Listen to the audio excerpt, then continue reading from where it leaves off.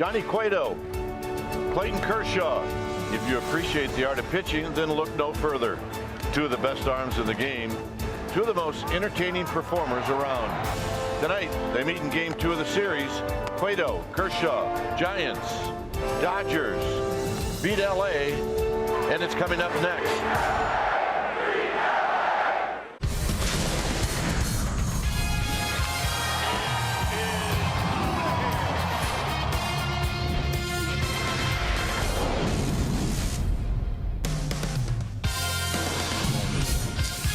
We've got Tuesday night baseball here at AT&T Park. This rivalry continues.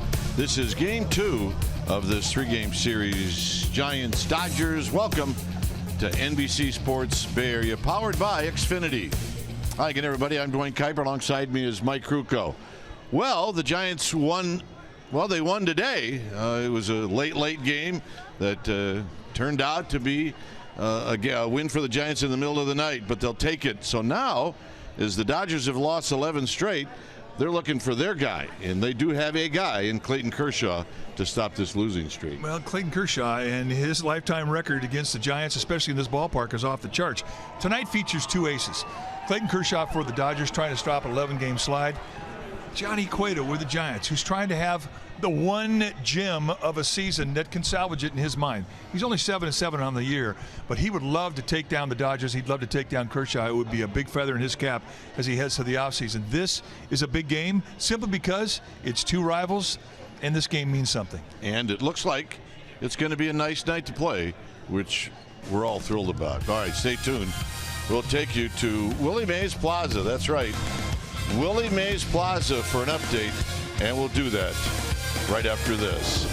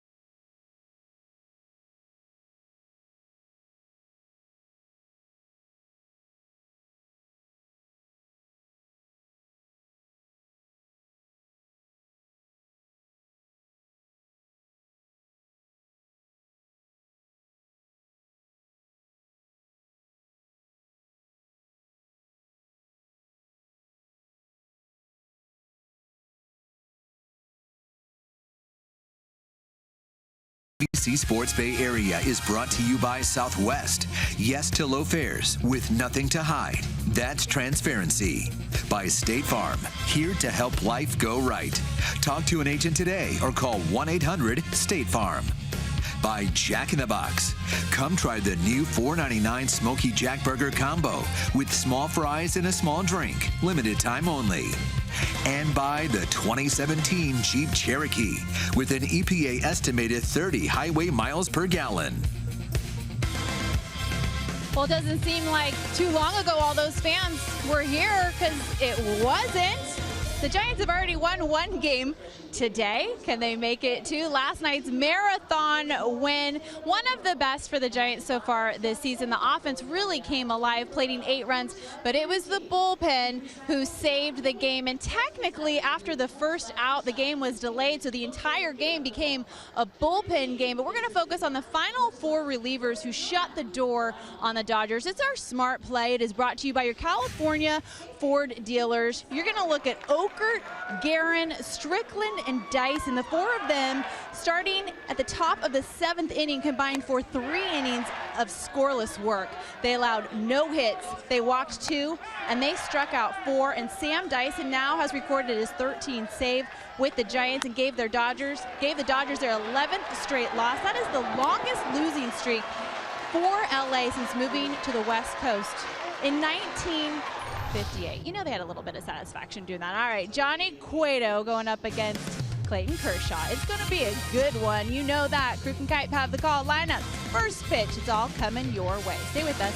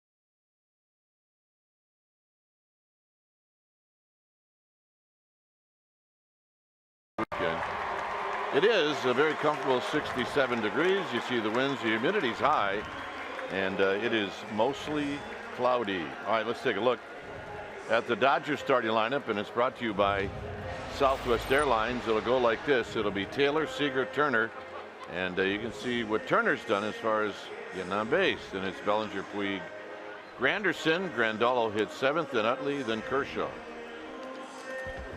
On the hill tonight for the Giants will be the right-handed veteran Johnny Cueto. Johnny Cueto, 5'11", 220-pounder. He's 31 years of age, and he's in his 10th year at the big league level. This is what he has done with 21 starts this year. He has battled some arm discomfort in his elbow and had some blister problems early, but through it all, he's given the Giants 126 innings. And in those 126, he struck out 112 against 43 walks. And how does he do it? Well, you're going to see a fastball that he's very creative with. He can sink and cut the fastball with a variety of different deliveries. So most of the stuff you're going to see from him is going to be hard stuff. He will throw a changeup, slider, and a curveball, depending on his mood and how he reads the hitter and what the situation is. He is fun to watch. Lifetime against these Dodgers. In 16 starts, he's 6-7 with a 3.21 ERA. Let's check out the Giants defense behind Cueto tonight, starting in the outfield from left to right. See a lot of right-handers in the lineup tonight. It'll be Slater, Hernandez, and Pence. Good arms across the board. Tomlinson, Caliste on the left side of the infield, Panic and Posey. They'll patrol the right side, and Nick Hundley. He'll be in the squad, putting down the signs. As Chris Taylor gets ready to stand in.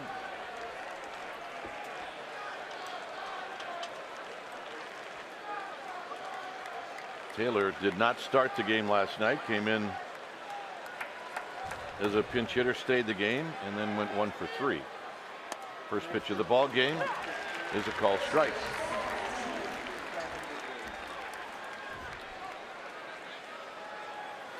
So we get started on time like we usually do. And the 0-1 delivery to Taylor is a swing and a foul. Taylor hitting .298. He's got 19 home runs. He's got 67 runs batted in. And this is what you call finding a jewel. Well, he's really been a shot in the arm to this offense for the Dodgers.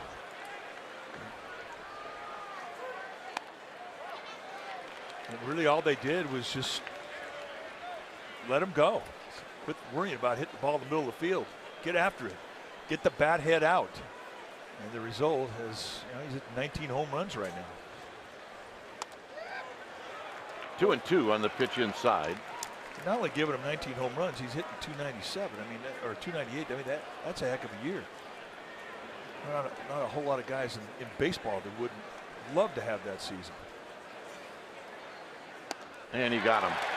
The changeup. And that's how this game gets started.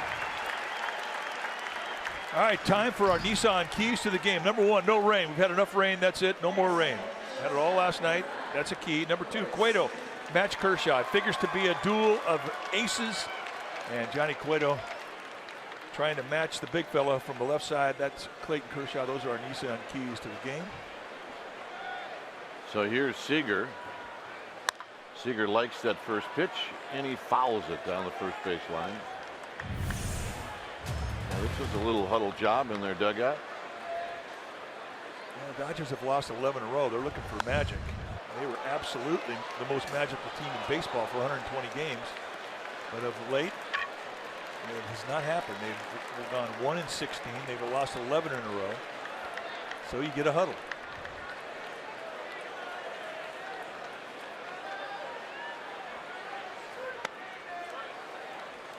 So the 0-2 pitch is down low. Seager has had pretty good numbers lifetime against Cueto, 10 for 25.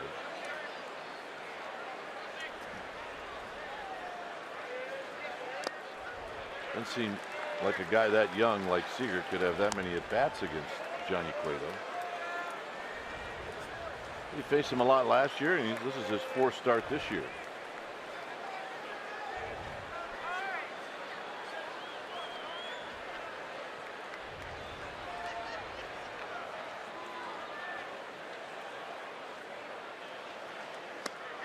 Got him. Boy, very deliberate with the shimmy shake. And just like Chris Taylor, the kill pitch is a changeup, and you cannot throw a better one than this. And Seager way out front. Now let's take a look at the shimmy on the Exmo. It's brought to you by your local Toyota dealer. Gets back, rocks, eat. Wait, there's more, and here it comes.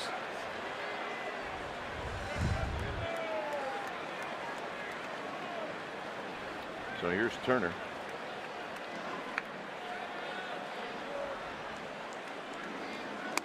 Turner last night walked a couple of times. He had a double. He was 1 for 3.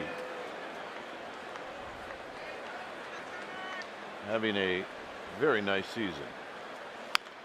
Holds it foul. He's 4 for 29 against Johnny Cueto lifetime.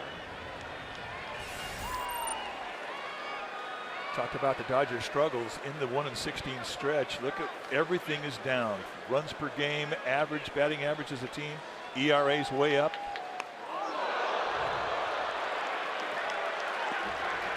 So Turner get on the hip.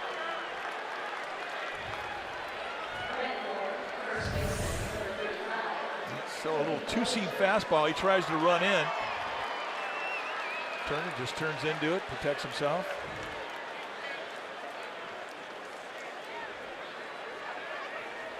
He'll take that for a base. Are you kidding me?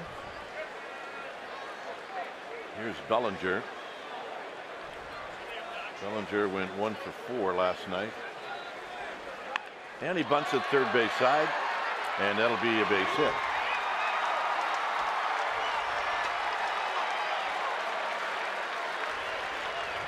Bringing Puig to the plate. Anytime a guy with 36 home runs bunts on you, he's doing you a favor, especially early in a ball game. It's there, so he basically took it, but he's basically asking somebody else to do the damage. And when you're the guy that leads the team in home runs, that to me is a bit of a surprise. If you're down 3-0, different story. You're talking first inning against the pitcher who was finding rhythm. I think Bellinger just did Johnny Cueto a favor.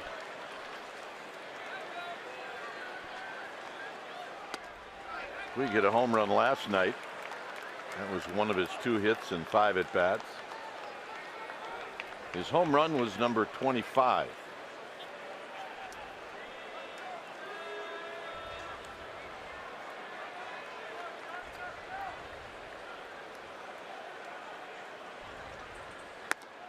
In 15 at bats in his career against Cueto, Puig has only had 2 hits.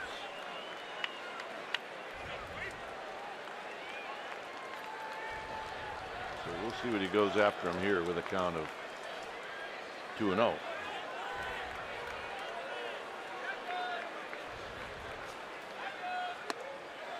Two balls and 1 strike.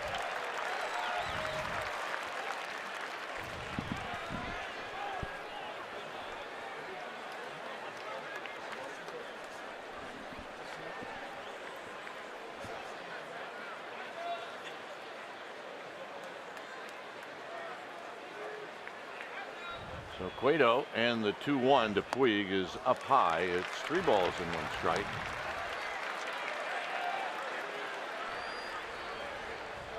Curtis Granderson, who doesn't have great lifetime numbers against Cueto either. However,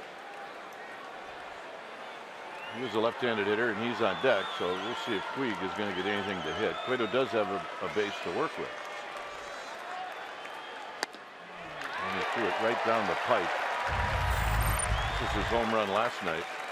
You got to hang and break a ball from Kyle Crick, and that's one thing you do not want to do with Puig. He's a good high ball mistake hitter, especially slider speed.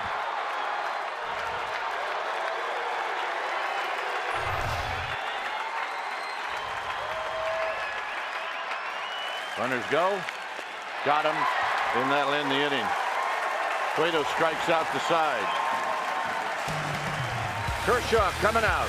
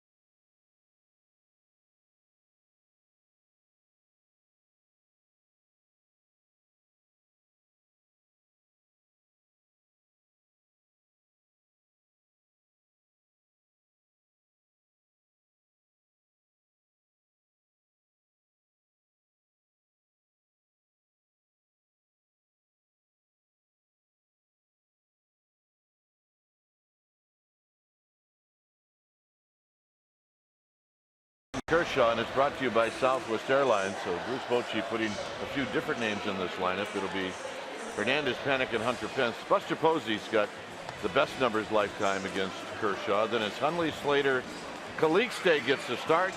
Kelby Tomlinson is at short, and Johnny Cueto will hit in the 9th spot. On the hill tonight for the Dodgers will be the veteran Clayton Kershaw. Kershaw in his 10th year at the big league level. He's a big fella, 6'4", 230-pounder. That's what he has done in 23 starts. He has spent some time on the disabled list. Still a spectacular season. 16-3 with a 2.15 ERA. 182 strikeouts against 27 walks. Those are remarkable numbers. How does he do it? You're going to see a fastball.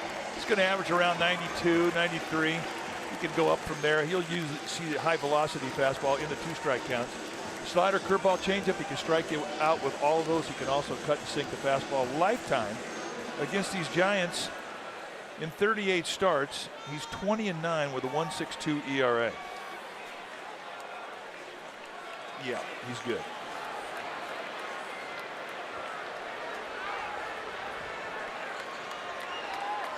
So Gorky Hernandez will step up. And he flips one to right. And Utley's going to track it down. So 1 pitch, 1 out. Tried to be a thing. Let's take a look at the Dodgers defensively tonight, starting in their outfield from left to right. It's going to be Granderson, Taylor, and Puig. Really good arms at center, and one of the best in all of baseball on right. Seager and Turner on the left side of the infield. Utley and Bellinger on the right side. And Yasmani Grandal, he'll be in the squad, putting down the signs. And getting 282, 49 runs batted in. And he looks at a strike. So with a hit last night in 3 at-bats. He also had an RBI.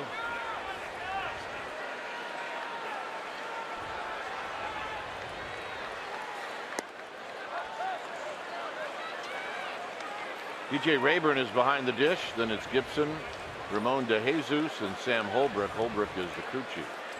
And Rayburn, he's basically a little ball umpire, but he will give occasional bell-high strikes.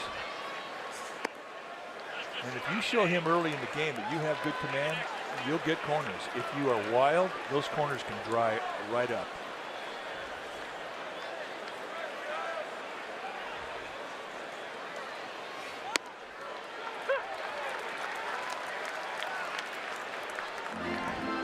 Take a look at the MLB rankings of Kershaw this season. First in first pitch strikes. First in highest strikeout percentage. Second in innings pitched. Remember, he's on the DL. First in batters retired. Highest chase. Highest whiff. Or top 10 highest whiff. 6th with highest chase. Not a whole lot that he can't do out there on the mound.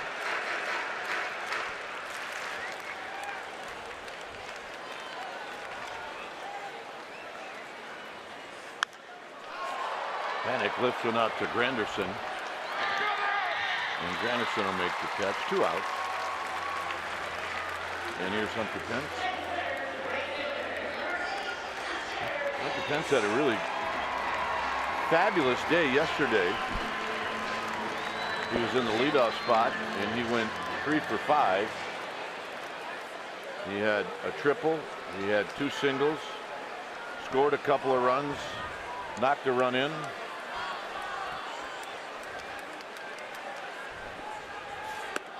And he does not have ownage on Clayton Kershaw.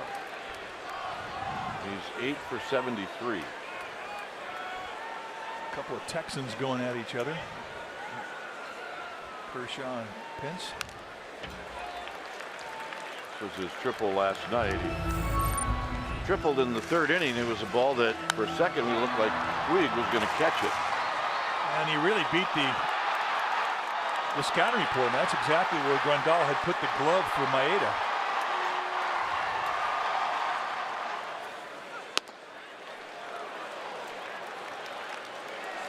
And 92 a little bit off the plate. It's 1-2.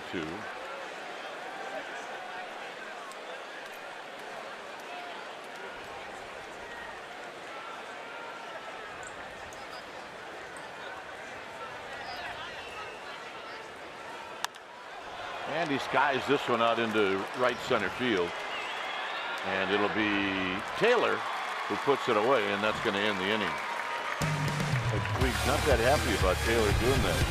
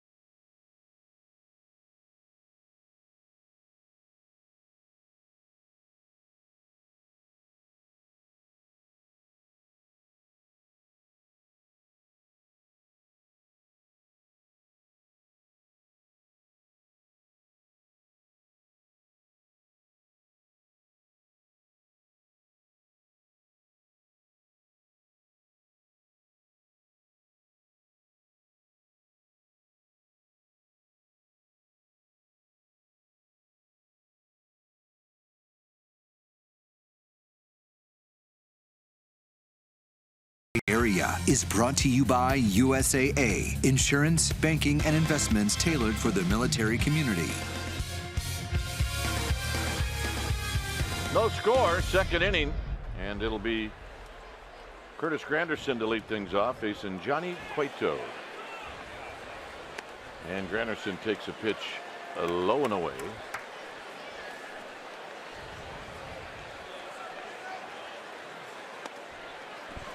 And a call strike. Granderson had 2 at-bats in the game last night and went 0 for 2 before he was pinch hit for. And right now Cueto is getting the ball back and just tossing it as fast as he can. Well, and he's established all of his pitches. It's so essential that you can do that to your opponent that night. And you do it by throwing a fastball on both sides of the plate for a strike. That's essential. And then you just get your off-speed stuff over at some point. And he's done it in every count, even behind the count. Throws Granderson a fastball, and it stays at 1-2. With Cueto, there's always that little added twist. He can mess you up with the timing of his motion. Now Panik is going to have to charge, which he does, and they get Granderson. Hey, Amy G's here. Amy, what's up? All right, guys. Austin Slater back in the lineup. Really good to see him there. He's recovered from a very severe injury. It was a groin injury, but he actually tore muscle from his bone. I spoke with him and he said it was the hardest to come back mentally versus physically because you get really down in the dumps when you're not able to play. But he said the key to getting back was to work hard, stay positive. Gentlemen, he also broke his ankle back in high school. He said he drew on that experience because he had to remind himself that it does actually get better. The goal for the rest of the season, gentlemen, for him to play back-to-back days. Right now they're taking it slow. He was only able to get 3 rehab games in because the minor league stopped playing. Their season ended. He also will be playing in the Dominican. He reports in October, so he'll get some winter ball in. Guys? Winter ball is good, given what has happened to Austin Slater. Actually, I'll go even a little further. Winter ball is good no matter what. Yeah, winter ball is a good time. You know, you always talk about how frustrating it is for an athlete at any level to be injured. But when you're a rookie and you've made a name for yourself, and your organization wants to see you play more, and you're right there in a job hunt, and you go down, that's especially frustrating. And that's what happened to Austin Slater.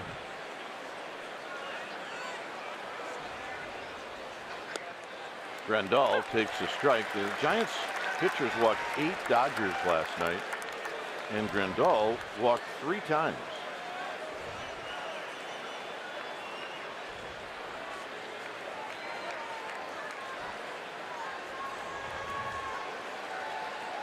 It does mess your rhythm up if you can't hook up with the catcher, get a sign.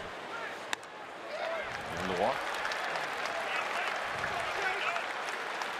I never think of Grandal as a guy that's going to walk 4 times in 2 games. Here's Utley.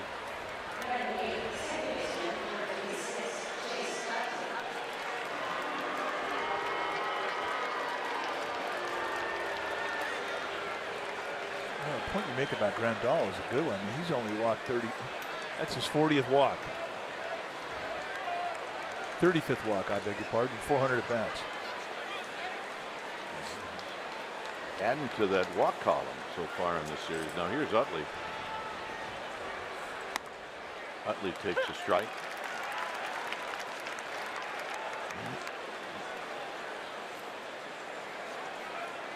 Utley at 229, 7 home runs, 30 driven in. He's not an everyday player anymore, but when he fills in, he really will do something to help the team win. Smart, hard-nosed player.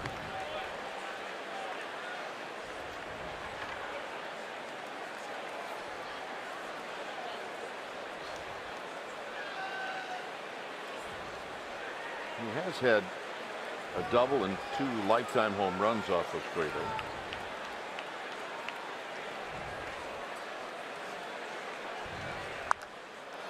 And Cueto comes in with a fastball and Utley fouls it back and out of play. 92 jumped on him with a 4-seam grip. That had movement that bore right in on the inside corner, in on the hands of Utley. You get that kind of a movement with a 92 mile an hour velocity, it sets up a changeup with movement that runs the other way. And that's hitting off of Johnny Cueto. Got him. And there is that changeup.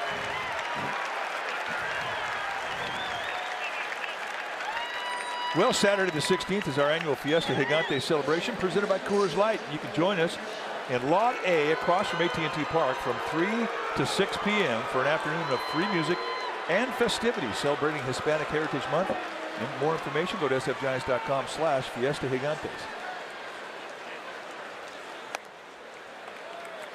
Here's Kershaw with 2 outs and Grandal at first.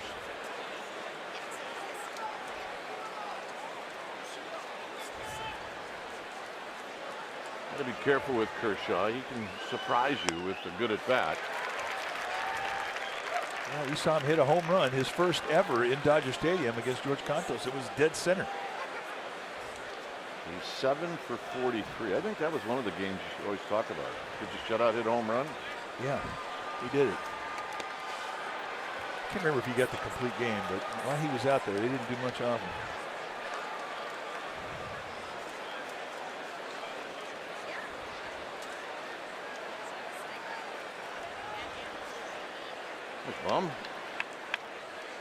It's odd seeing Madison Bumgarner in the dugout when Kershaw's pitching against the Giants. Usually it's head-to-head.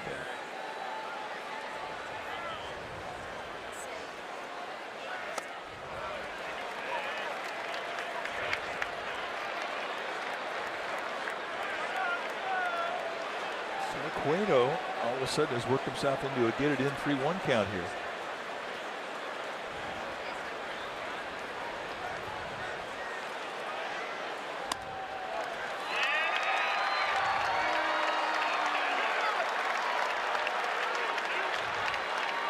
And you can sense the anger as Johnny Cueto gets the ball and takes a walk. Not happy with walking Kershaw. Now he has to face Chris Taylor with 2 on.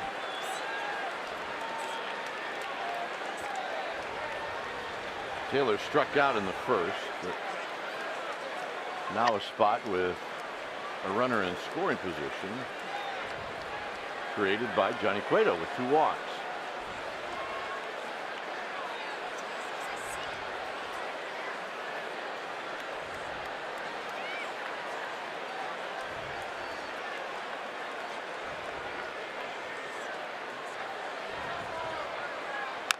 And he rolls it foul. So he comes after him with a first pitch changeup. And a good one right in the outside corner. When you have a year where you've had RBIs as Taylor has. I mean, these are situations you don't want to walk. You're looking for a strike. You want to swing the bat. And Cueto's the kind of pitcher that can take advantage of that aggressiveness.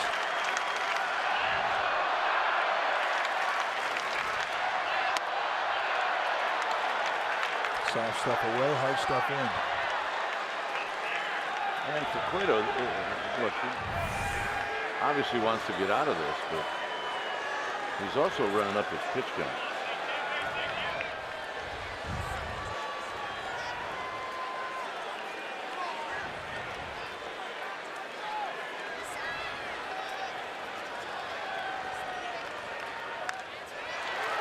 One and two. That's his bread and butter right now.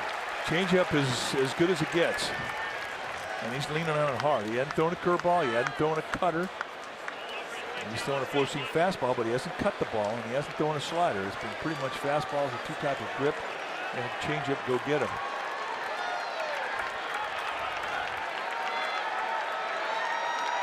If you're going to go inside to Taylor, you got to get it at the belt. You can't drop it down around the knees. He covers that location in well.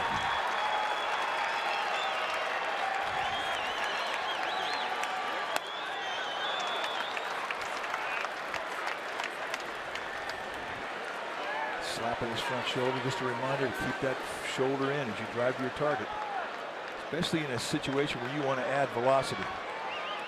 Very easy to fly that front shoulder and drag the arm, and that's what he just did.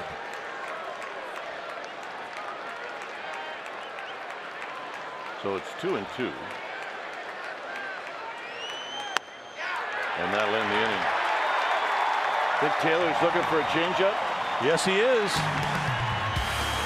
5 strikeouts for Cueto.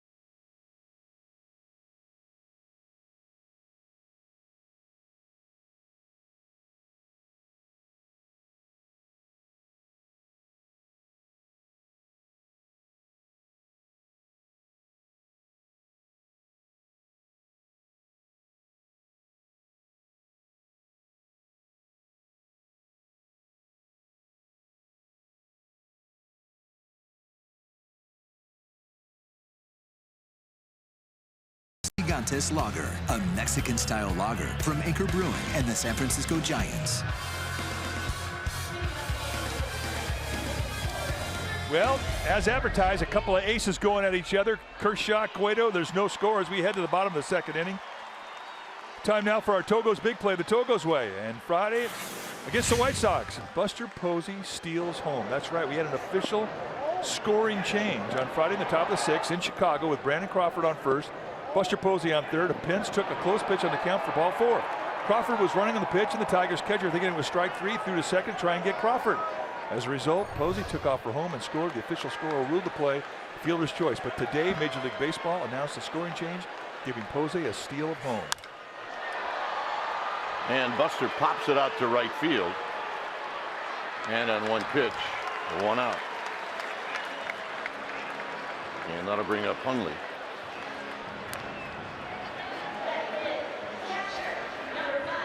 Well, the Indians They did it. They won their 20th straight. It's hard enough to win 10 straight. But 20, that's pretty special. And that ties an American League record for wins in a row with the Oakland A's, who did it in 2002. It's a pretty remarkable accomplishment in this, in any year. I mean, it's the big leagues. To put together a 20-game win streak, remarkable. So congratulations, Terry Francona and all the Indians. Hundley is 11 for 44 against Kershaw.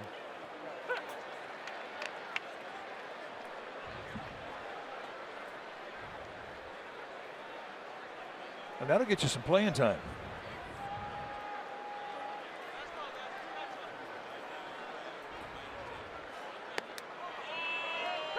And nobody's going to look for the big hook like that on a first pitch. Nobody's going to look for it on a second pitch. You only look for it when you have to defend against it at 2-strike count. So Kershaw strikes out Hundley. That's his first strikeout. All right, our cold hard facts. They're brought to you by Clean, Crisp, Coors Light. Major League Baseball most seasons with sub 2.50 ERA since 1913. Well, Walter Johnson, he's done it 7 times. Pete Alexander, Greg Maddux, Juan Marichal, and Clayton Kershaw. That's with a minimum of 20 starts in the season. He figures to do that again this year and join Walter Johnson. Bouncing ball up the middle. And there's the first hit of the game for the Giants. If Slater's not careful, he gets another couple of hits. He's going to have to play all the time against Kershaw. Hey, we saw a guy make the team out of spring training because he had a good ownage on Kershaw. Yeah, I think he hit a home run off him in spring training. That was it. He made the team. That was it. So here's Calixte.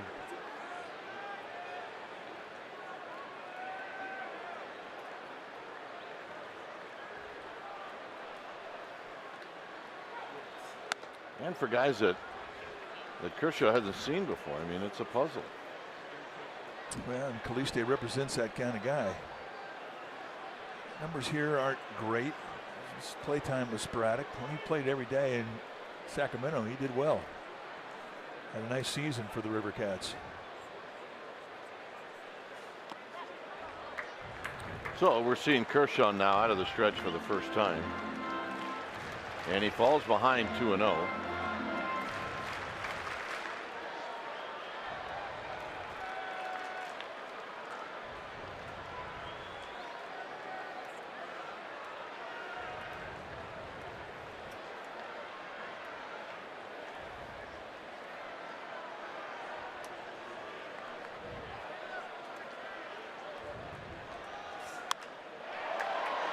This will hang up for Taylor, and that'll end the inning. So Kershaw strands one.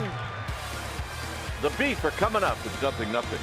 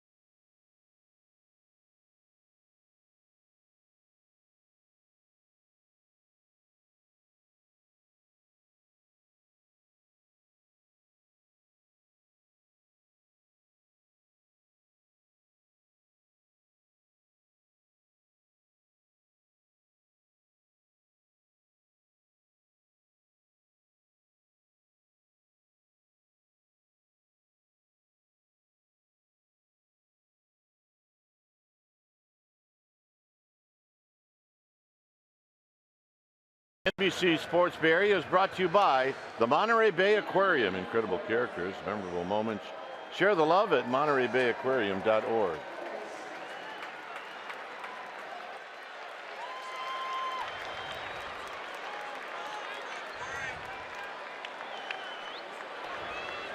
So here's Seager. Seager struck out. He's 0 for 1, and the first pitch is high.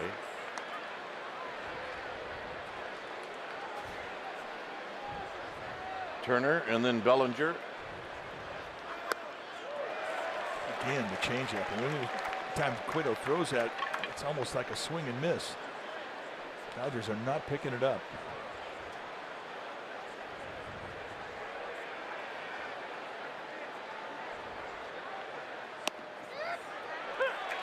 And that's the first time he's backdoored that outside corner with a little slider.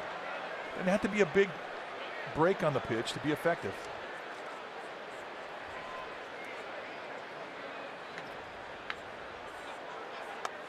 And there's a high fastball, a wasted fastball, 2-2. Yeah, he's mad at himself too. I mean, the second time he's done that where he's had a 2-strike count. He's tried to add on to the velocity and he's pulled out that front shoulder.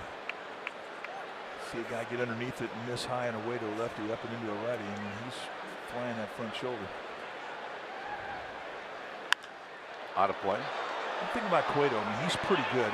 A pitcher will analyze every pitch that he throws. What the pitch does, what his arm slot felt like, and then he'll make adjustments. And Cueto's a quick fix. I mean, it's rare to see him get into a funk that he can't get out of with his mechanics.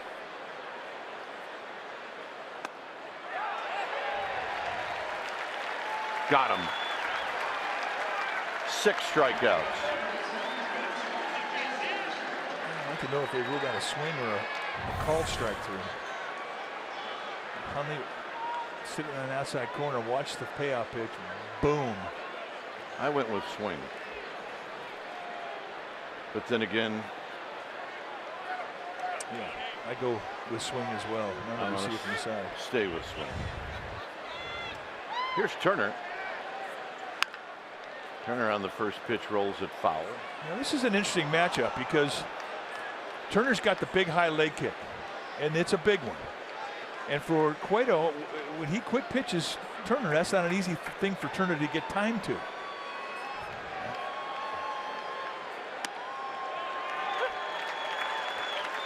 Backdoor changeup, perfect location. And that sets up a quick pitch fastball.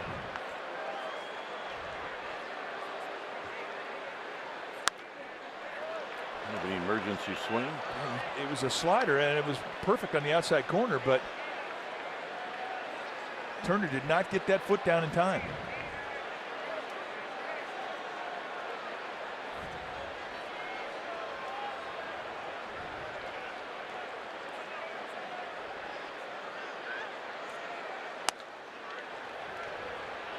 .94 from Johnny Cueto, and it's 1-2.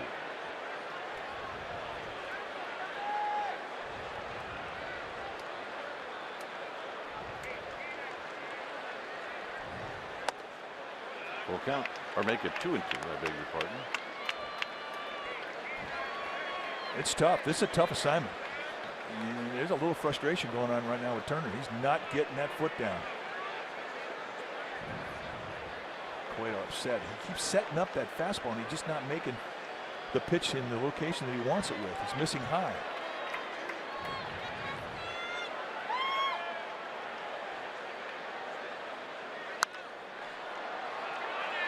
Hunter Pence will eventually run out of room.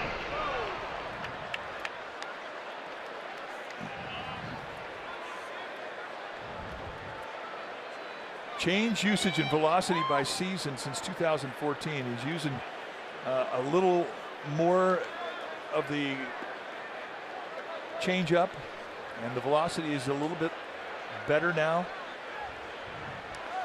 I think a lot of it has to do with adjustment of grips. The older you get, the better that changeup gets, simply because you don't have quite the fastball you had earlier. I first saw Cueto, he was mid to high 90s consistently with the fastball. Got that one in on Turner's hands. It stays at 3-2.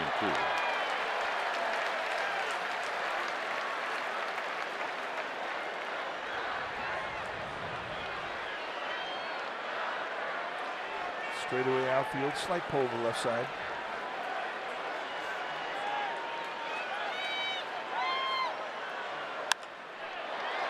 Little flare. Not a problem.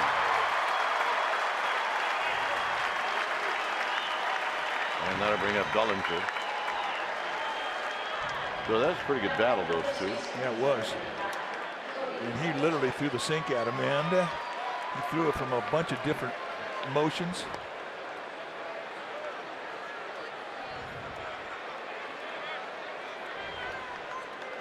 Bellinger laid down a bunt for a hit in the first. And a strike, and it's 0-1.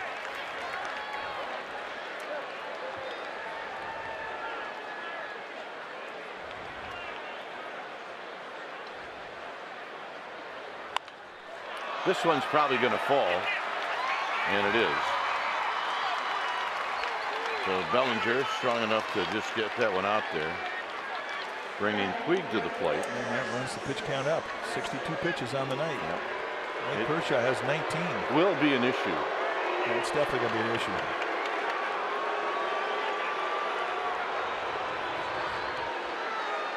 And there's been a lot of stress in these first 3 innings. And most of it has come after 1 or 2 outs.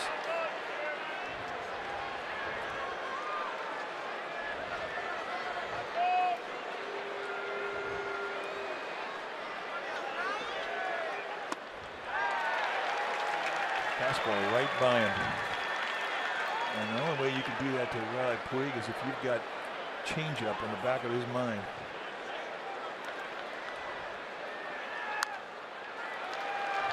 Staying down and into Puig.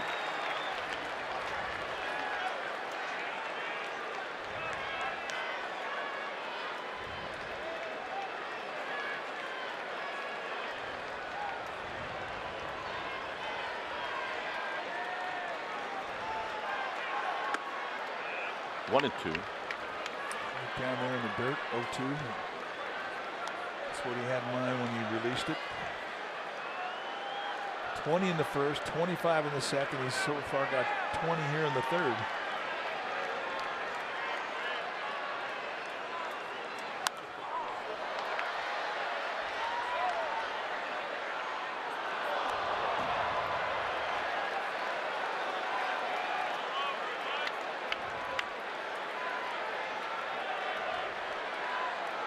Good shot from down the right field line.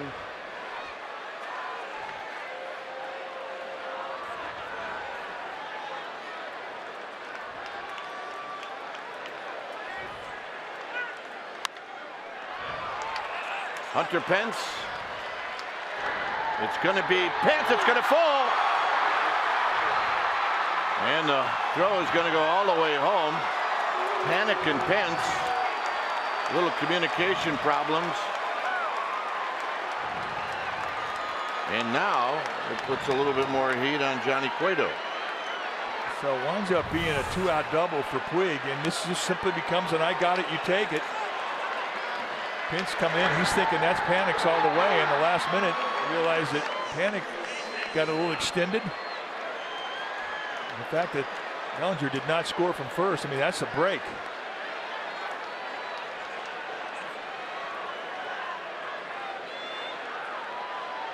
And Cueto, you're not going to see a lot of emotion from him. It's baseball. He just simply get back on the mound, he races the slate, and tries to get the next guy out. I love that about Cueto. But right now he's going to try and pick up his defense. Granderson rolled out to Panic in the second.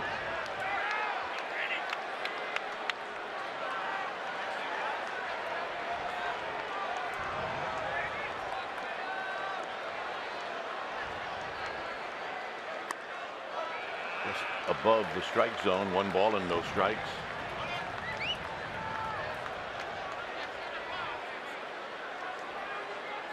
Bellinger and Puig are your base runners. 2-0. Next pitch going to be number 70.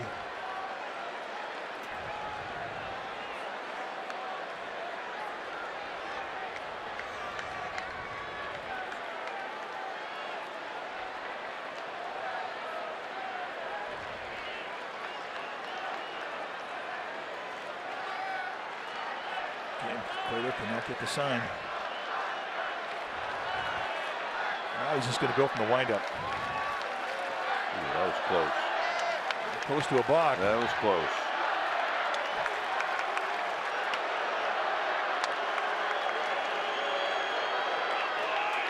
Saw a little frustration perhaps. Nick Hundley's going to go out there and clear it up.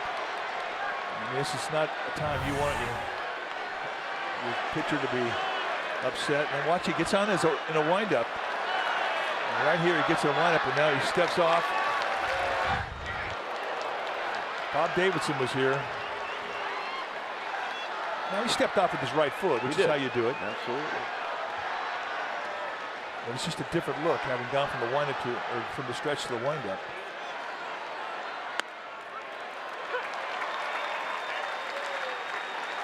Cueto doesn't care if he walks Granderson or not. He'd prefer not to, but he will pitch to a corner.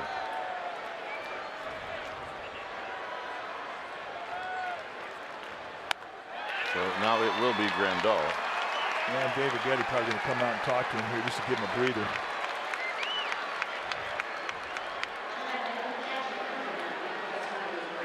Worried about his big fella out there. You can see a pitching coach grind when a pitch count goes up early in the game. That is the look of concern.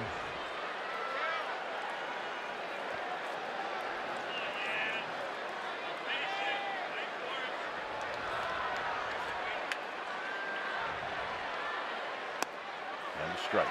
Grandal walk in the second. It's Bellinger, Puig, and Granderson, and all have reached after the first 2 outs were recorded. And now it's 0-2.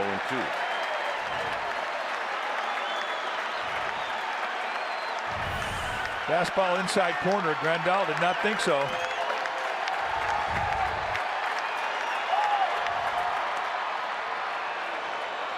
So he tried to quick pitch him. Again, frustrated. He's not making that location pitch when he has the 2-strike advantage. And he is chewing himself out right now.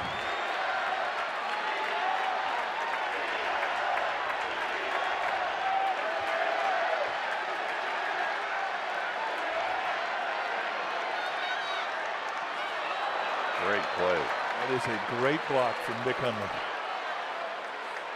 And that just saved a run. Change up way out in front of home plate.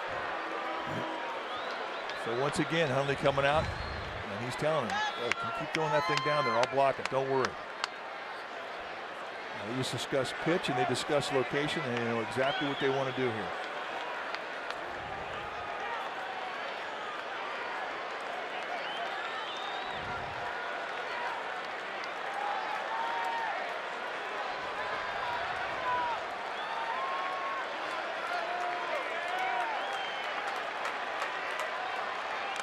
Got him. It's the high fastball, and Cueto walks off the mound, and the Dodgers leave him loaded.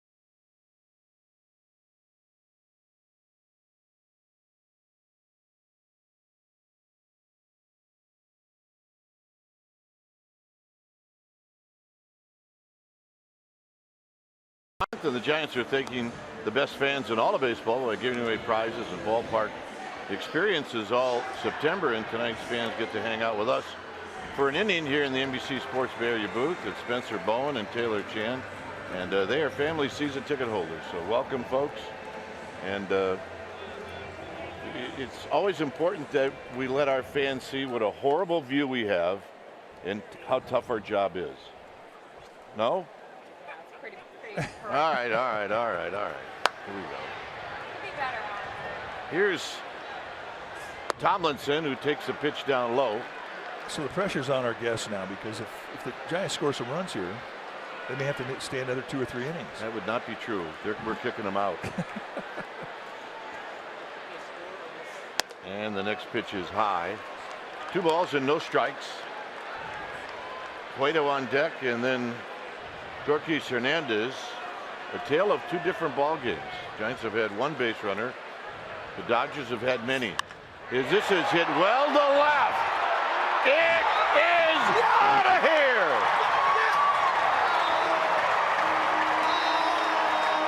And that's the first of the year for Tomlinson, and it's 1-0.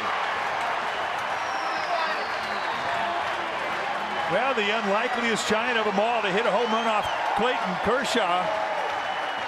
And he does it, digging out a fastball on the hands right above the belt. Really not that far away from where Kershaw wanted this.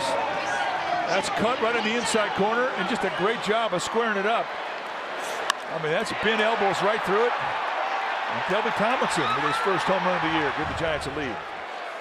And here's Cueto. Cueto's going to go for it. Why wouldn't you? He just got inspired from Kelby Tomlinson. Specs knocks one out of the park. And Cueto takes a call strike.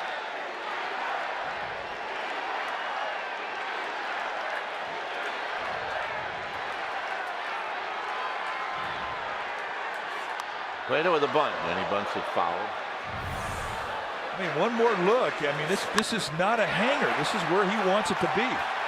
It's an exceptional job of Kelby Tomlinson covering that inside cut. And Kershaw can't believe it. What? This Bochy, he loves the long ball. And Cueto out swinging. Second strikeout for Kershaw.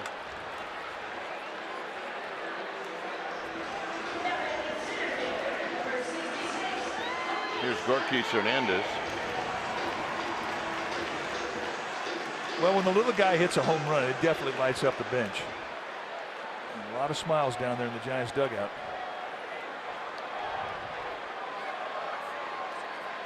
Vince Coleman coming over says, yeah, that's one for the little guys. Yorkis takes a pitch right at the letters for a strike. Hit a soft line drive caught by Utley in the first.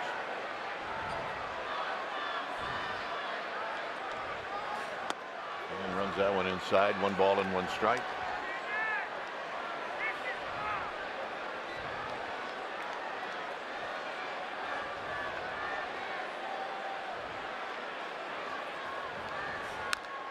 That's it right past Joe Panic.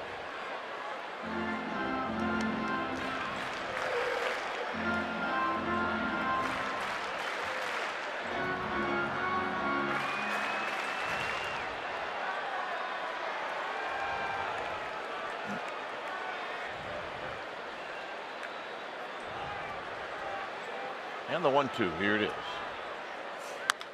So a hit to Utley. And Utley will make the play.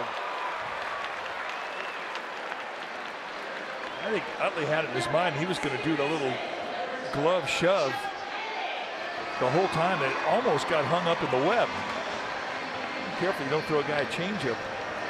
You're trying to put that glove out of your, or that ball out of your glove. Nice play.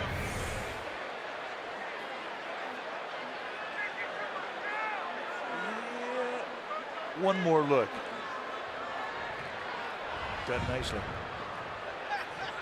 Panic lines one over Utley. Maybe got his glove. It'll be a base hit.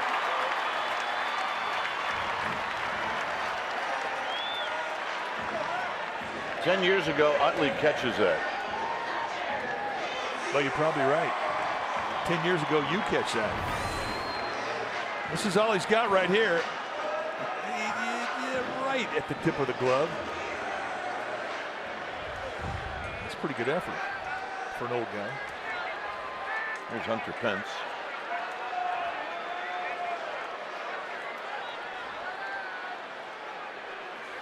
Pence is just dying to run into one against Kershaw.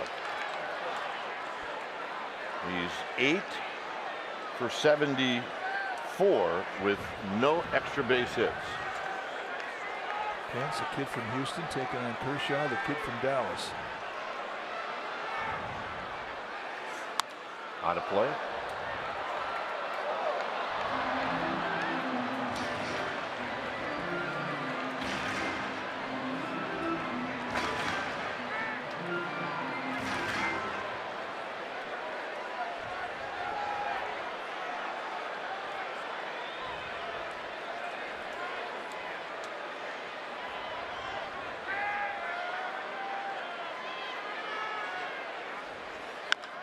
Big chopper. Pence beats it out.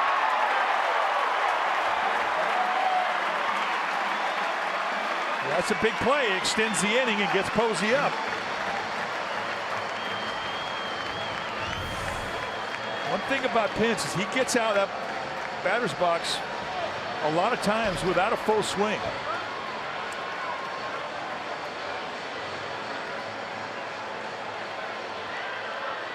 So Kershaw having a word with himself.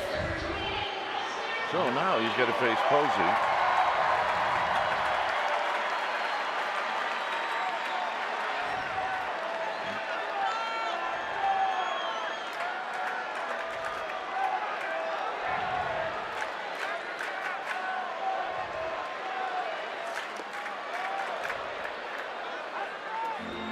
I'm wondering what happens if that goes to the backstop. I'm wondering if both runners advance, if they would pitch to Buster Posey. They would not. Although Nick Huntley's got great numbers against Kershaw. I may think about it. I don't think that Kershaw is the guy that's going to intentionally walk too many people. So I'd say 2% chance, even with Posey up there.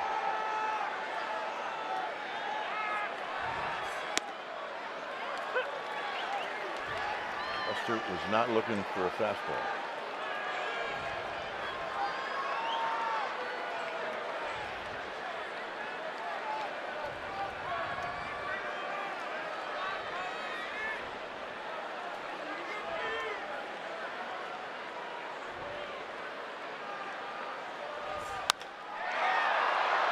Puig moving back, and Puig is going to make the catch in front of the wall, and that's going to end the inning. So Kelby Tomlinson gives the Giants the lead. It's bye-bye baby. It's 1-0 Giants.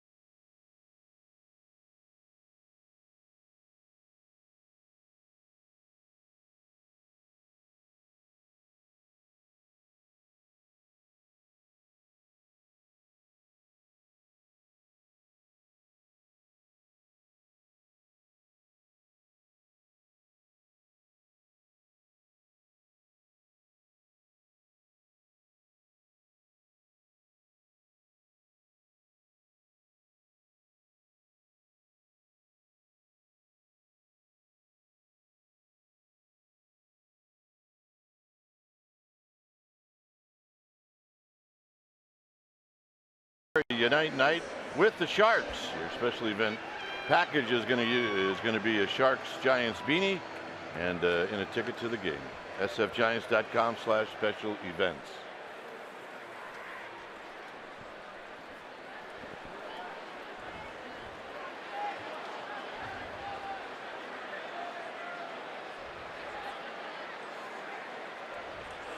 So we're waiting for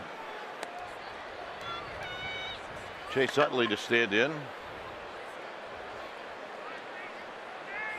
It's a 1-0 lead for the Giants.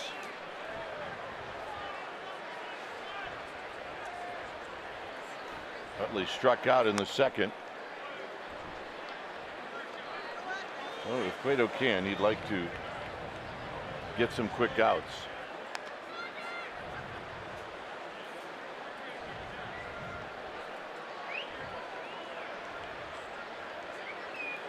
Now that would be the plan, sitting on 78 inches here at the top of the fourth.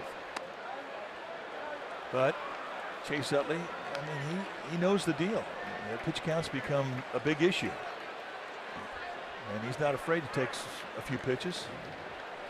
Cueto had 32 pitches last inning.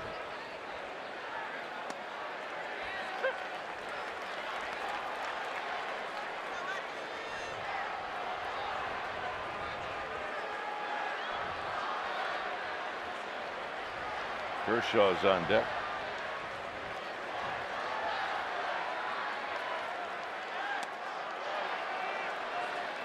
Just tried to wrap around a little slider, missing high. So he has been effective tonight, despite not having pinpoint accuracy with the fastball or the slider. He's had a lot of counts where he's pitched behind. And this game is tied. That's the third lifetime home run for Chase Utley against Cueto.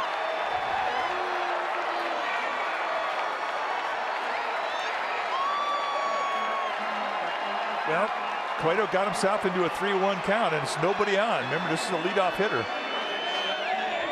So he's going to challenge. And Utley getting right what he was looking for. Middle in up, elevate on contact, and watch this thing take a route to the cove. Splash. So here's Kershaw, who walked in the second. He lines this one, and it gets past Slater. And Kershaw's going to end up at second base. Now, right now, the Giants defensively are not helping Cueto out. It looked like Slater just whiffed on it. That's a ball that should have been caught.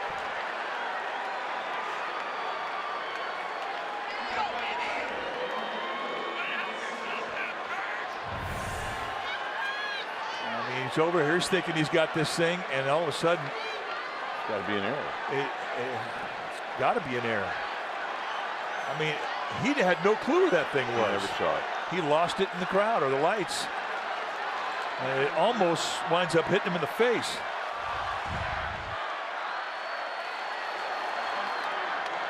So here's Taylor. So you cannot catch what you cannot see, and that's what happened. Slater lost it in the lights. And Taylor bunts it foul. And another stressful inning for Johnny Cueto.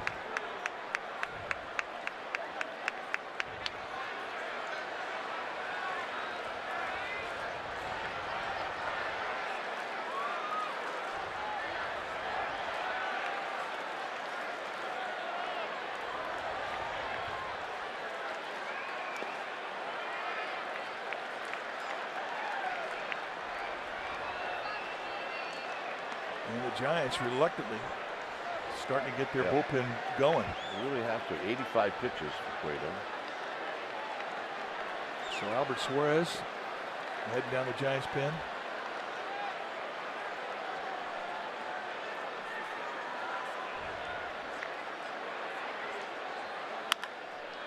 Foul. 1-2. Taira Uematsu, a fellow Southern Illinois Saluki. As is my partner, Broke his thumb like the first game of the year, warming up pitchers. Here it's 1-2.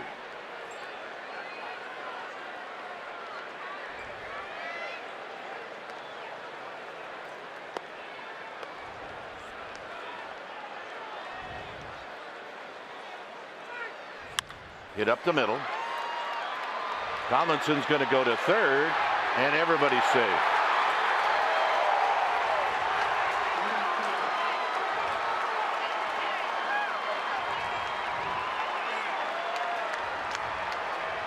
Right idea, bad throw.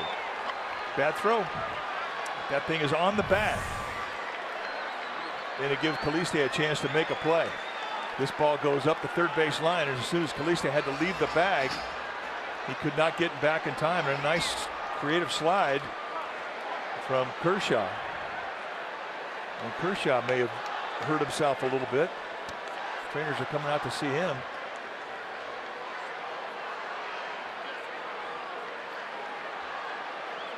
He may have hurt his right hand.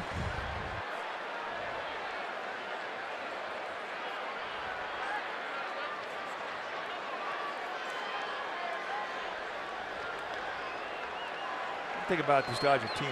They've been struggling.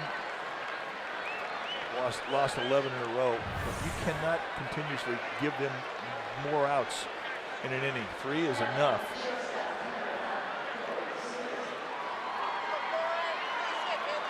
Caliste ever touched him until he was on the bag. Now you're kind of in a strikeout mode. Is that rule the fielder's choice?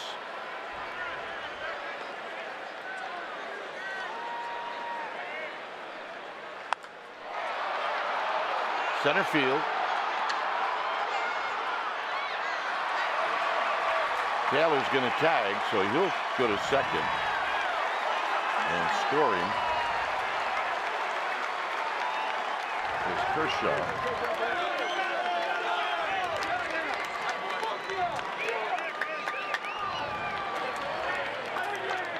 And now the hitter is Turner.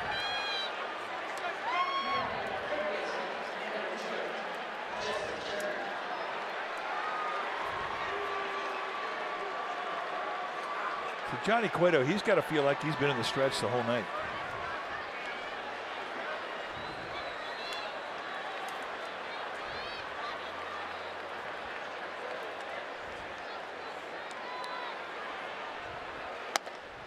High to Turner. Turner's been hit by a pitch, and then he popped out to Hernandez in center field in the third.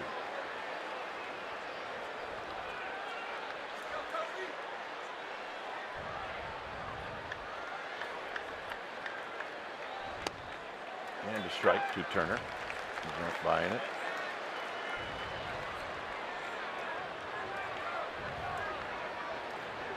Home run. A double that was lost in the lights. Taylor reaches on a fielder's choice. And a sacrifice fly. This pitch is high. 2 balls and a strike.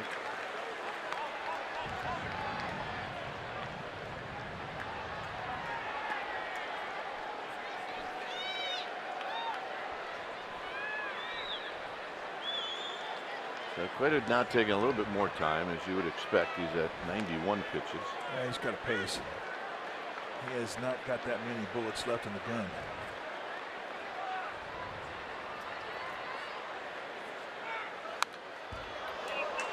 The challenge, it's 2-2.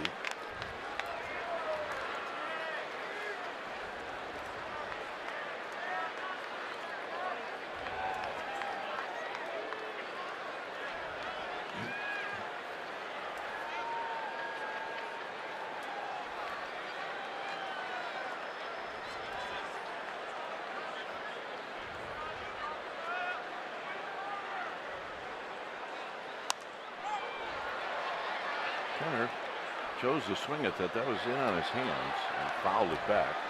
Like a little cutter or even a little slider.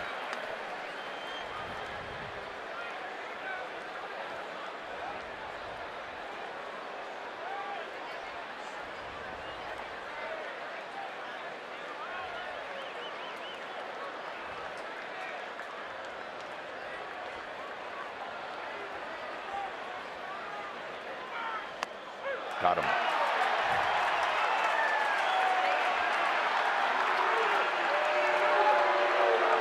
Eight strikeouts for Cueto.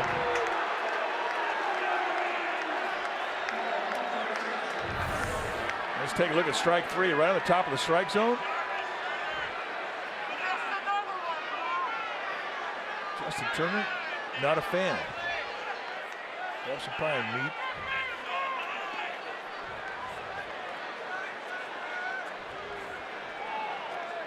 So Bellinger will be walked, and Puig will be the hitter.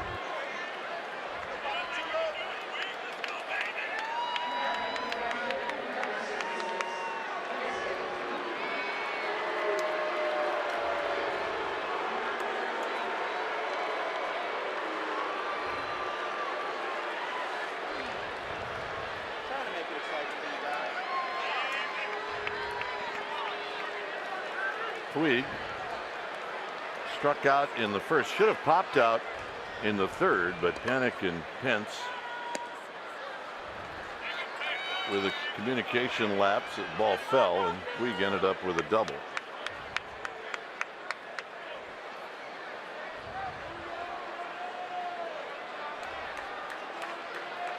Taylor at second, Bellinger at first.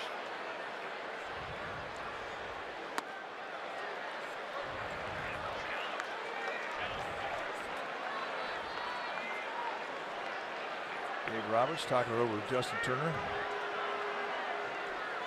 Manager, they're always going to agree with one of their stars if the star's not happy with the strike zone.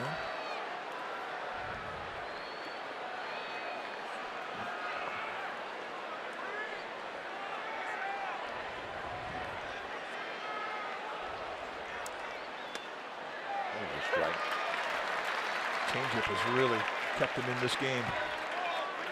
He needs so many good pitches with the changeup when he's absolutely had to. Down the count 2-0.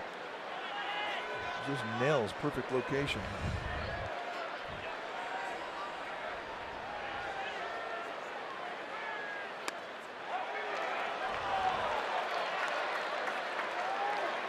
Just a bit inside.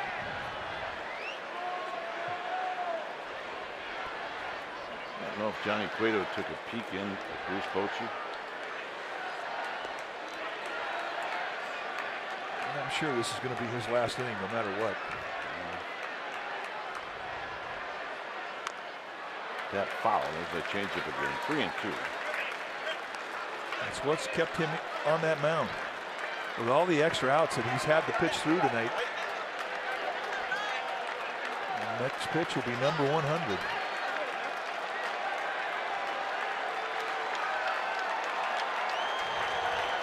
Runners will be on the move. And it's rolled foul. We'll do it again. Another changeup.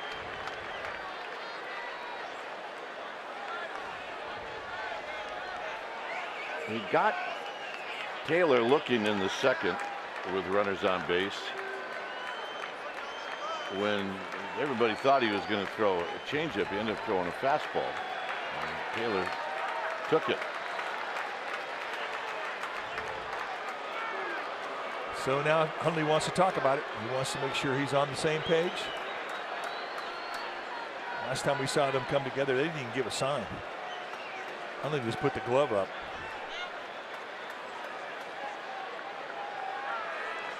Giants defensively have been on the field a lot tonight. 100 pitches in the fourth inning. Hit out to left. On the move is Slater. It's off the wall. 2 runs are going to score, and Puig has got a double.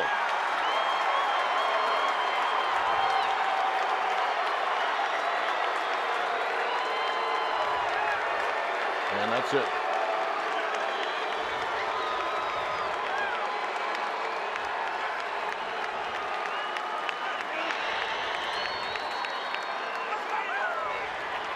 When it's time for a change, think Speedy Oil Change and Auto Service. Your trusted oil change tune-up and brake experts.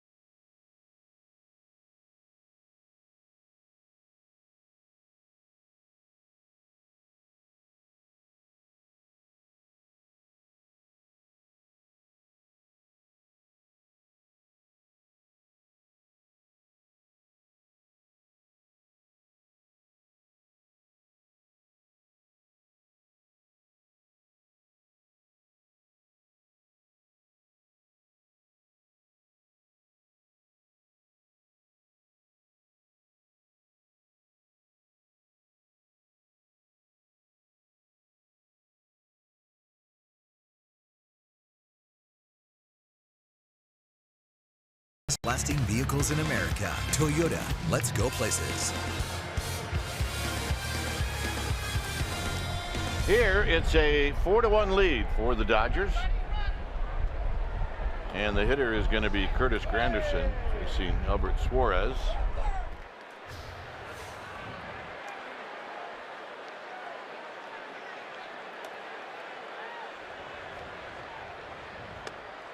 And a strike.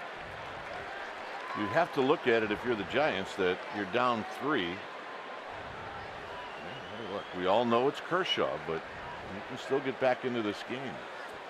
Yeah, right now they need to get out of this 4th inning.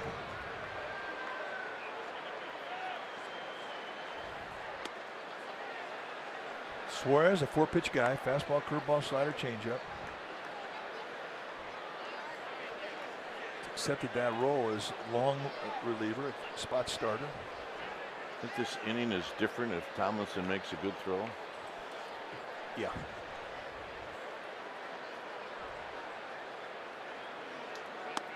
And tight, 2 balls and a strike. Inning's different if a ball doesn't get lost on the lights. Yeah.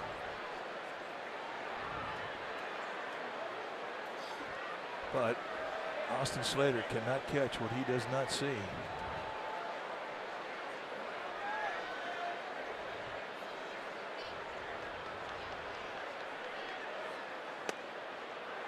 Two and 2. I think that's one frustrating thing for any player out there. You get caught with a ball in the lights or a pop-up goes up at dusk and you can't see it. I mean, you'd like to explain it to everybody in the ballpark. That makes you talk to yourself. Runner goes, swinging a bouncing ball foul.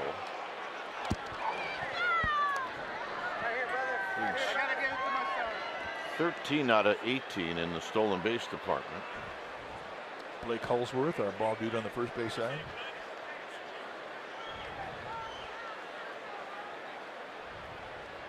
Old catcher, built like a catcher. And there's Ingrid Baxter. She's on the left field side.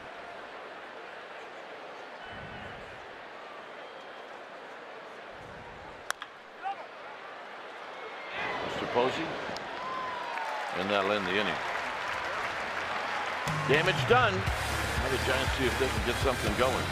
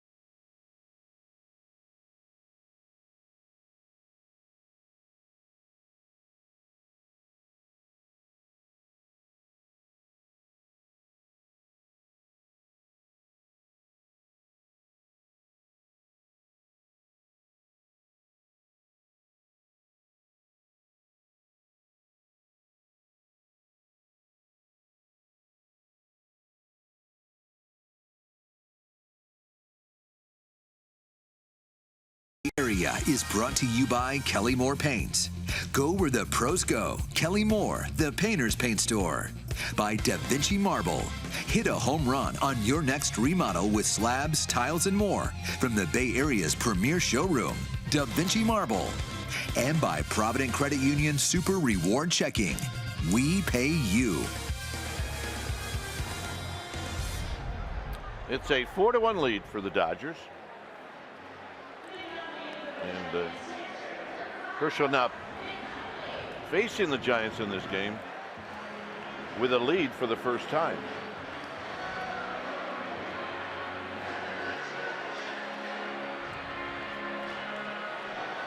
And it'll be Hundley. He will lead things off.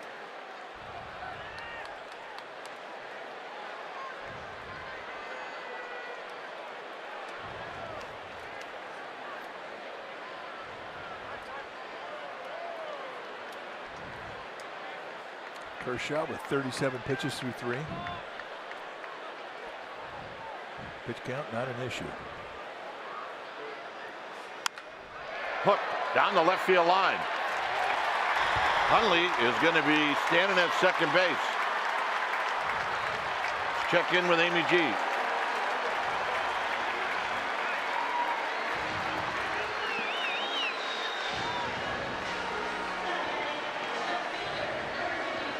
So Amy with a bad mic. That's one thing I've never worked with, is a bad mic. That's a good thing. It's a good thing.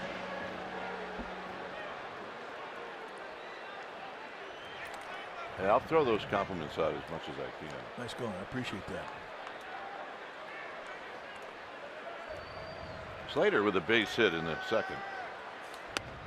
And he takes a strike. So Giants doing what they have to do. Get that leadoff man on. See if they can answer. Dodgers with a 4 spot at the top of the 4th.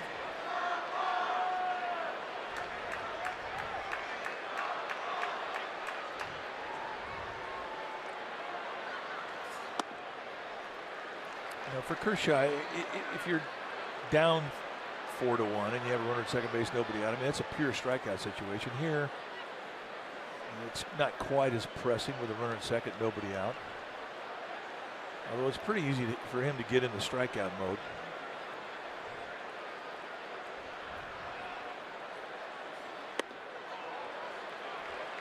And he's got 5 weapons that he can make a swing and miss with.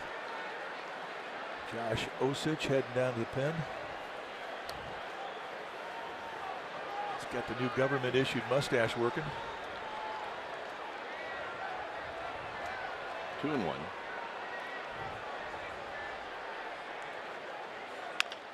Slap to third. Turner. Everybody's safe. Tell you what, that would have been a remarkable play, because Turner had to go to his right and snare an absolute nasty backhander. Dodgers are saying that through it all, they still got the out. And they may have a point. That might be pretty close.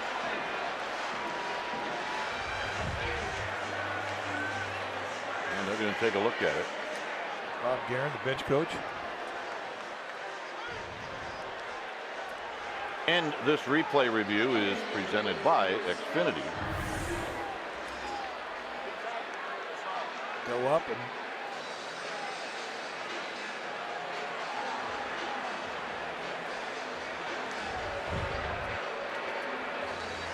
it has to be definitive. And I absolutely can see why the Dodgers challenge this. But what we've grown to understand about New York, when plays are close like that, and they appear to be close to a tie. They're going to call him out if it's this fast.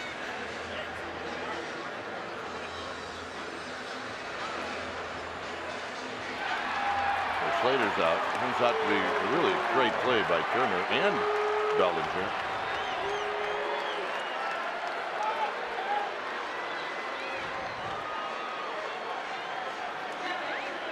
So Hundley ends up at second.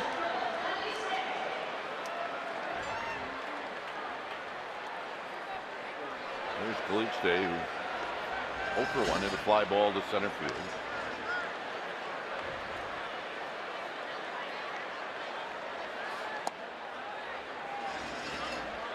You've got average speed at second base with Hundley. You've got a great arm in right, a very good arm in center, and no arm in left.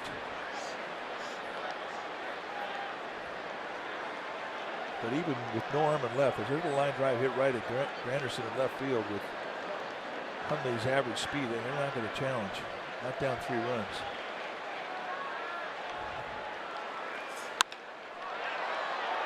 Puig, a long run.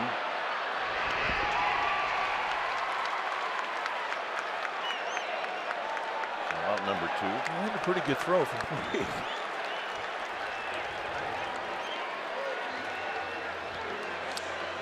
Well, Dodgers going to finish it out with Game 3 tomorrow of this 3-game series, and the first 40,000 fans tomorrow will receive a Frank Robinson bobblehead presented by PlayStation.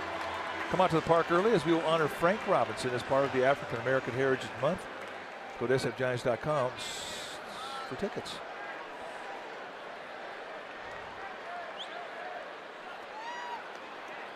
Here's Tomlinson. Fedorovich has grabbed a bat, so he's on deck.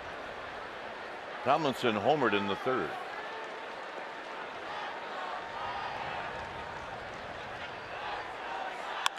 Base hit. We're going to have some action. Here's the throw home. It's a good throw. And Hundley's out at the plate. There's the arm you're talking about. It remains 4-1.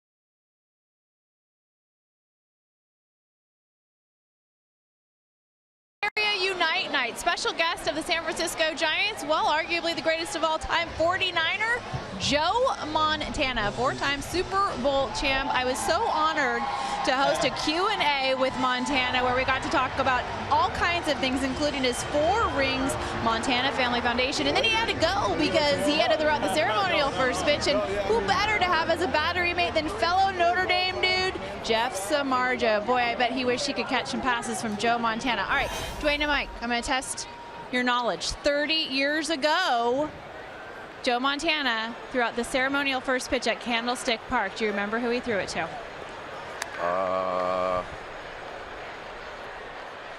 Don't say me. I have no idea. I don't either. Dwight Clark, 30 years ago. How could we not guess Dwight Clark? Sorry, guys. Wait, Amy really trying hard to make us look bad. That's a Joe Montana fan.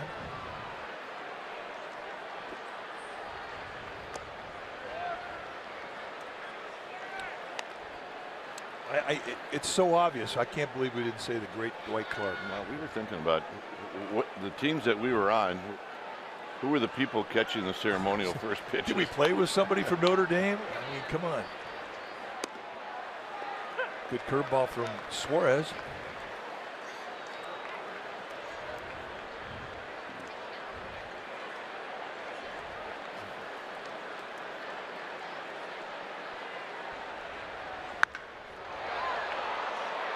Hernandez back, and he'll make the catch.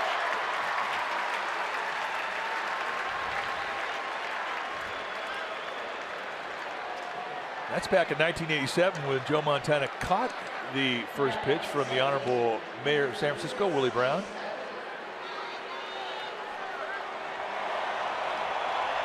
Yeah, NLCS 2014 Game 5. Let's play ball. Fired up the troops. Well, he and his wife Jennifer, they come to a lot of games.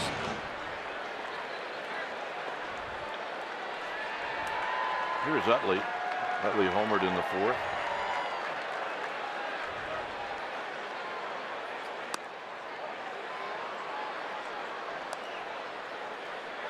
I think once all their kids are out of the house, they moved into the city. I think you're right.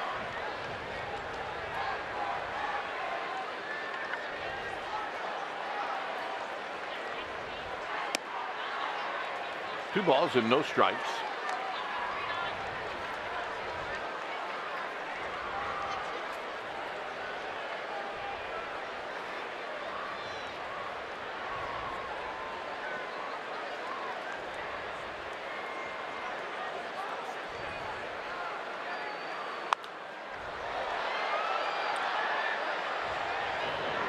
They will watch this one sail out of play. Utley had count leverage like he did when he hit the home run. And this one he fouled back. Yeah, he was looking for a fastball, and he got the fastball, and in his mind, he's thinking, I just missed it.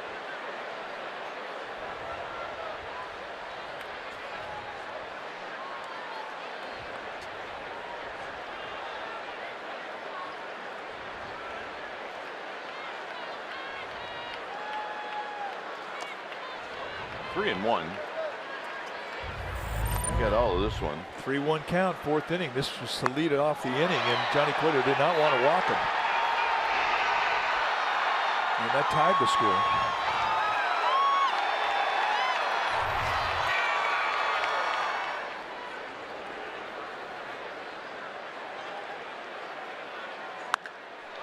Hit well into left center field. But not well enough. 2 outs.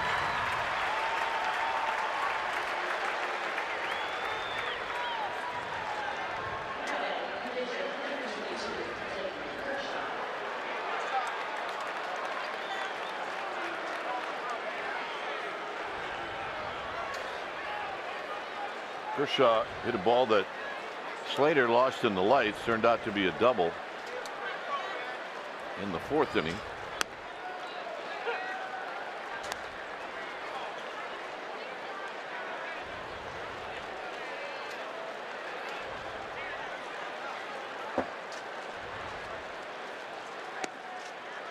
And a little off the plate to even the count.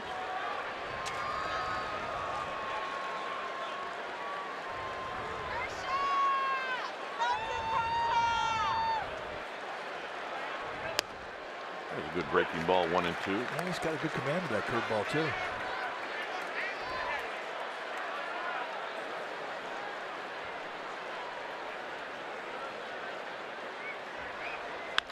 Hit on the ground to Tomlinson, and that'll end the inning. So Giants will try again to get after Kershaw. It's 4-1.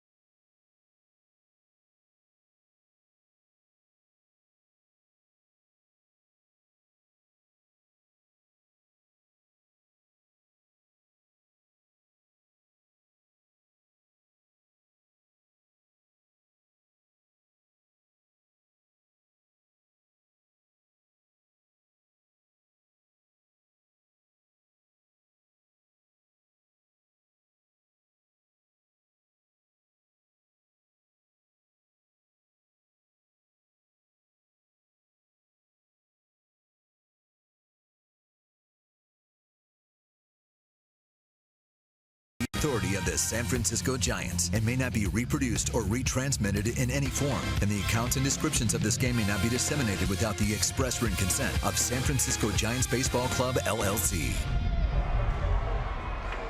Xfinity X1 customers say, show me the San Francisco Giants into your X1 voice remote and get live stats on your TV. Change the way you experience TV with Xfinity One.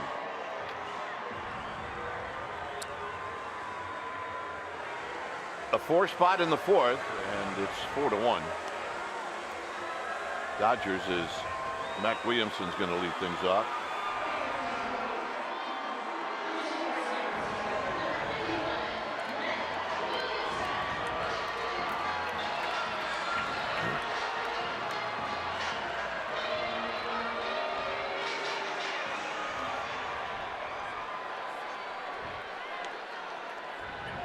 Williamson hitting for Suarez.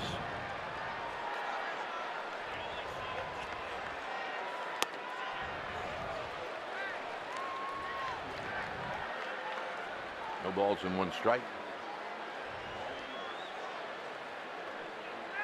We saw a first pitch change up there to start the inning off from Kershaw. You don't see that very often. Backs it up.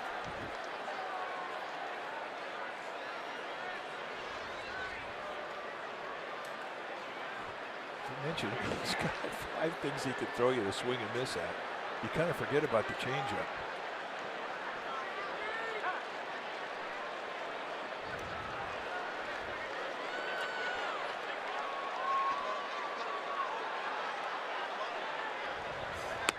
And that's a strikeout. So he finally gets the fastball, but after you watch a couple changeups, you kind of get foul walk when you finally see the heater. And that's 3 strikeouts for Kershaw.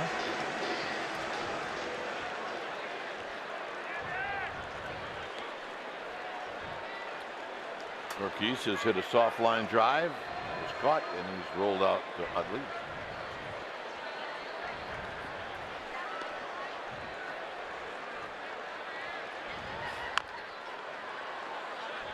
And he taps it foul. One thing you want to avoid against a guy like Kershaw, who's a strikeout guy, is the 2-strike count. So you get more aggressive with the way you approach him. And you're not waiting around to see some pitches. You're trying to get after the first strike you can find. And because of that, Kershaw has traditionally been a guy that just really doesn't throw a lot of pitches in the game, which allows him to go deep in every game. Last 9 games on the road, 8-0 with a 1.01 ERA.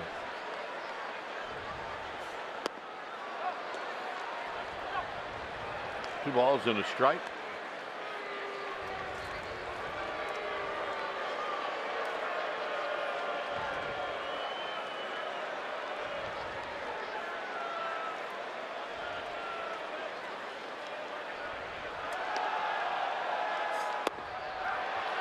And he breaks it down. It's 2-2. And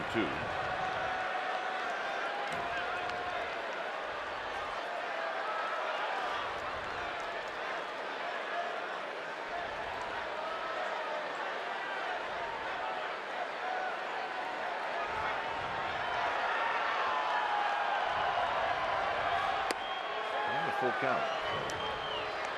A pitch away from getting the base runner on here in the 5th.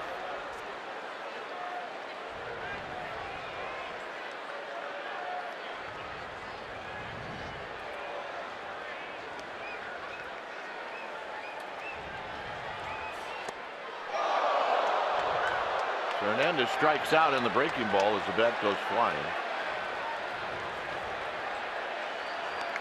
Sunday to Sunday, former 49ers quarterback Jeff Garcia has joined David Feldman and Dennis Brown on the official pre- and post-game shows of the team. Sunday to Sunday, the home of the authentic 49ers fan is NBC Sports Bay Area, and check out Matt Mailka at NBCSportsBayArea.com.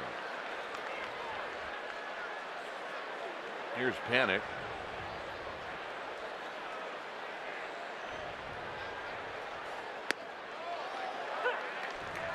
Good first pitch curveball. So a lot of first pitch strikes this inning with off speed stuff from Clayton Kershaw.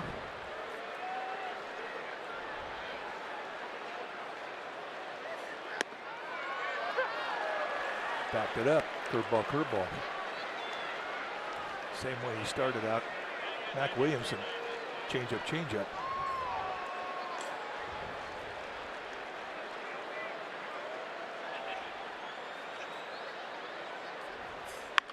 On the ground to third. And that'll end the inning. Through 5, it's 4-1 Dodgers.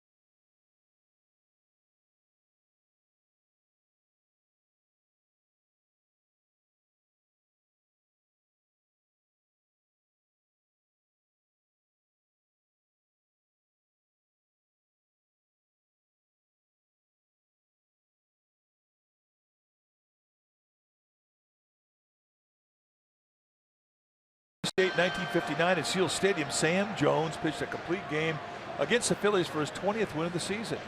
Jones joined Don Newcomb as the first 2 African-American 20-game winners. Jones also led the National League with a 2.83 ERA in 1959. And it'll be Reyes Maranta who's on the pitch when it's time for a change. Think Speedy Oil Change and Auto Service, your trusted oil change tune-up and brake experts. For Reyes Maranta, in 2 games he is really throwing the ball well. He's a hard thrower. You'll see mid to high 90s.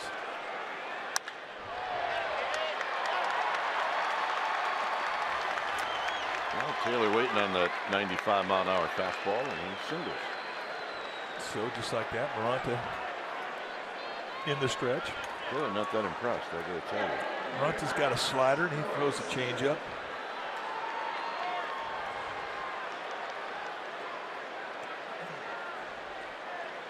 When you watch Maranta throw, he's 6 feet tall. Now, the media guy lists him at 175, and I think that was true when he was about 12 years old. Now, I'd say about 230. But he unhinges. I mean, he really separates, loads up that backside before he comes at you. I mean, you watch this motion, I mean, it really reminds you of Rich Gossage, the Goose. Similar style. Yeah, it's almost a violent motion.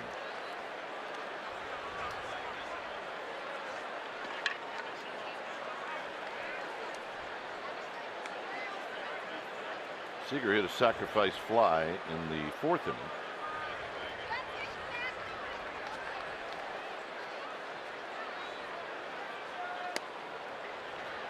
Well, he's pitched himself in a spot now. It's 3-0. Well, this is a situation too. Dave Roberts will absolutely green light Corey Seager here. He's got 19 home runs and a 3-0 count.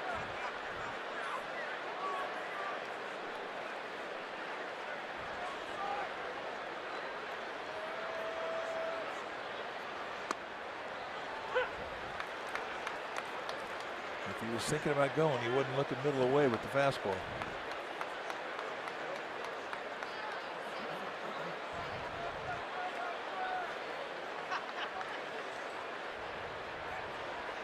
And a quick toss.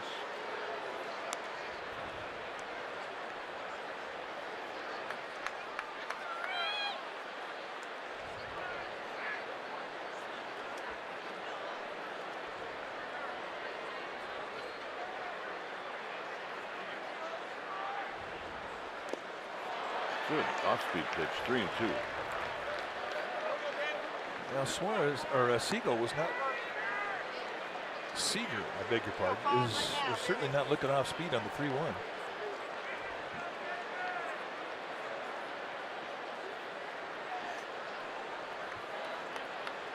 Well, see if Taylor goes.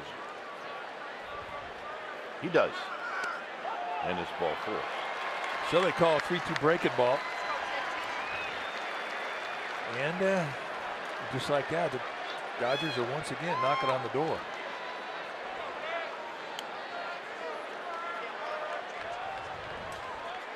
Every inning but the 5th, the Dodgers have had at least 2 base runners on every inning.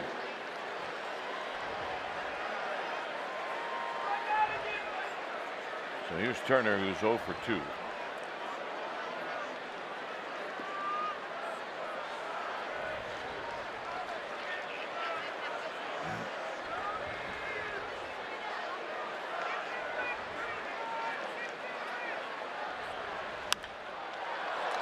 Lifted out to left for Slater. The throw is going to go to third, where it actually should have gone to second. And both runners advance.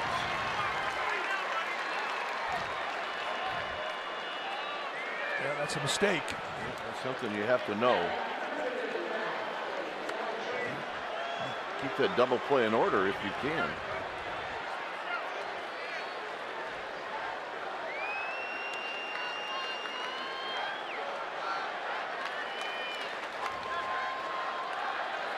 So they're going to walk Bellinger.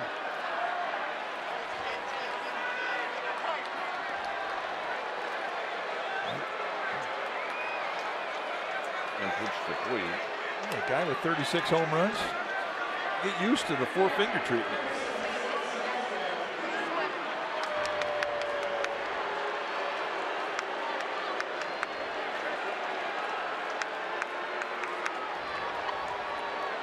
Giants did this in the 4th inning, and it ended up backfiring with Puig doubling in a couple of runs. Puig has hit into 20 double plays. That's the most on this Dodger team. I'm actually surprised by that because he runs well.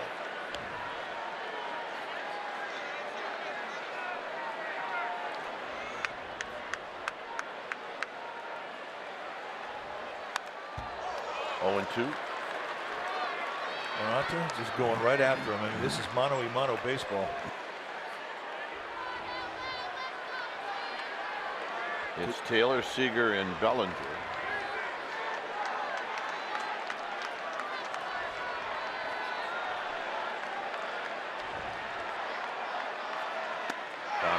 That's a perfect slider. That's the best one he's showing tonight.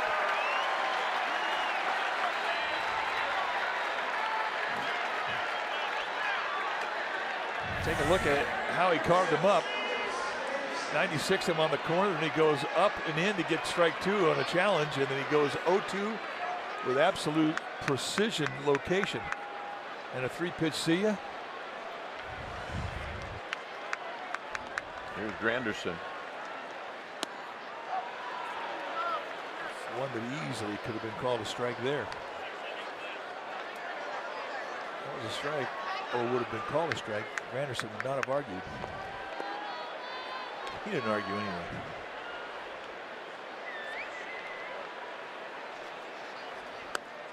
There's a strike.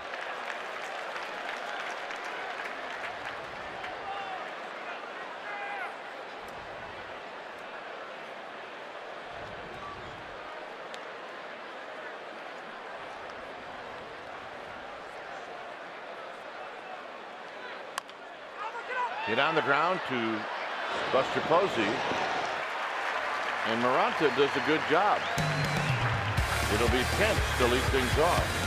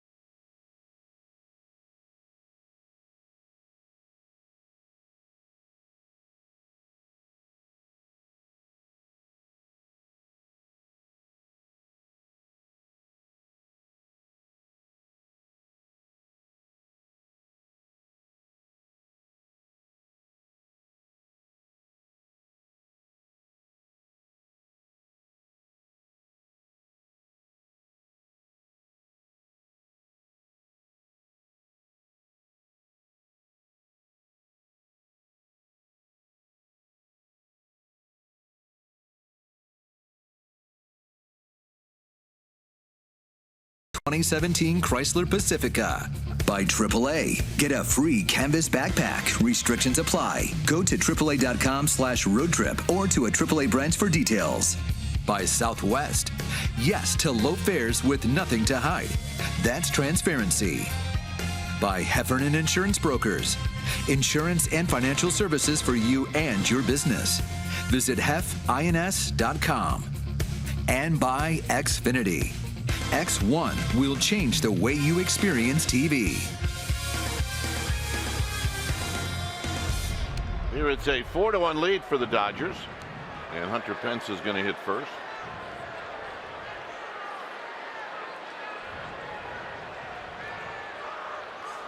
Pence takes slow. The Giants could be really out of this game. The Dodgers have stranded 11.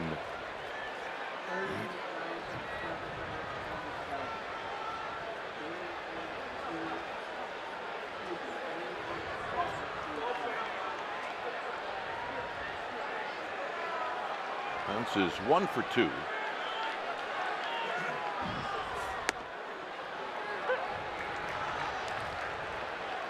Get on for Buster Posey and then for Hundley and Slater. It all starts with one good swing.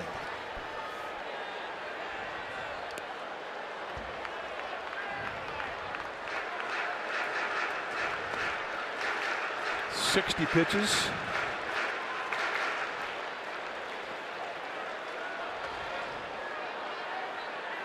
I mean, at the end of 6 innings, you want to be 90 or less. Give you an idea where he is in the pitch count. Hunter Pence not that convinced that that 2-1 fastball should have been called a strike by DJ Rayburn, plate umpire. Perhaps a bit low.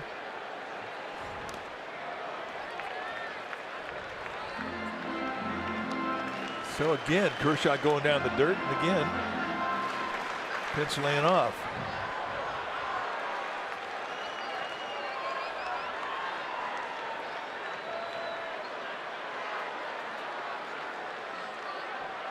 Payoff pitch, here it is.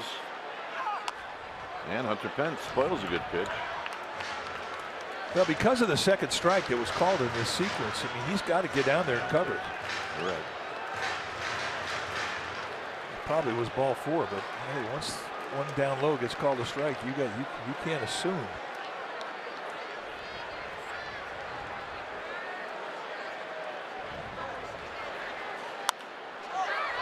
That's going to be out of play.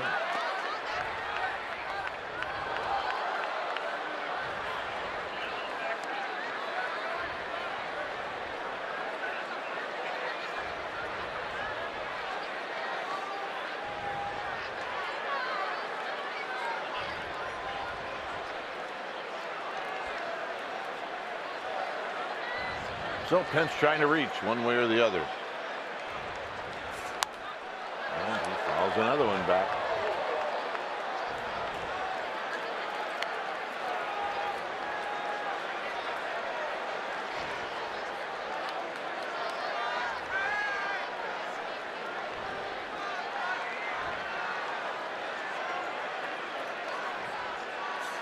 Up the middle, and he's got another hit.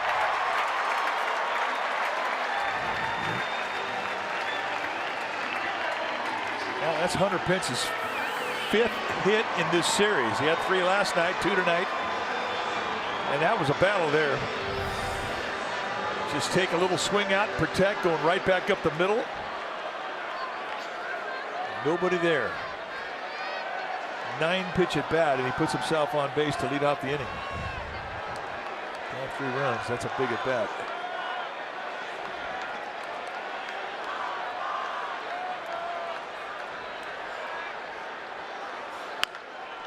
Rolls the first pitch foul. Kershaw taking a little off. And Posey just out front.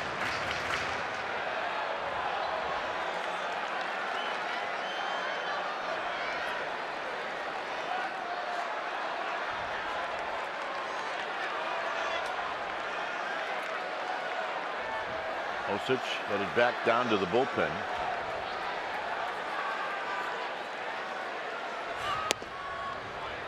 One ball and 1 strike.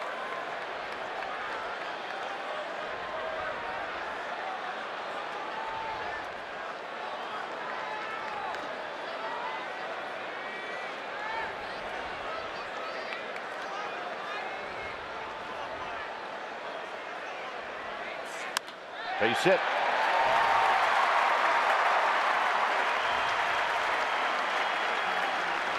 And once again, here come the Giants. Kershaw's had a couple of 1, 2, 3 innings. One in the first, one in the fifth. Giants have out hit the Dodgers tonight, 8-7.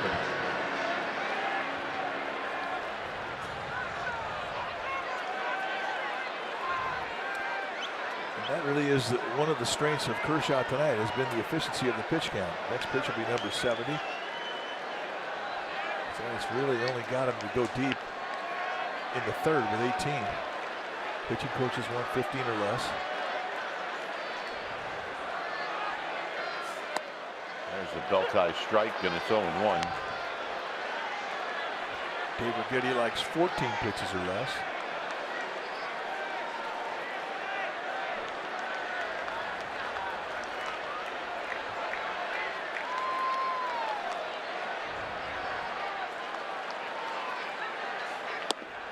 Nope.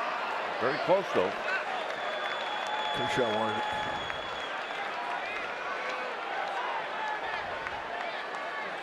So Pence a base hit. Posey a hit.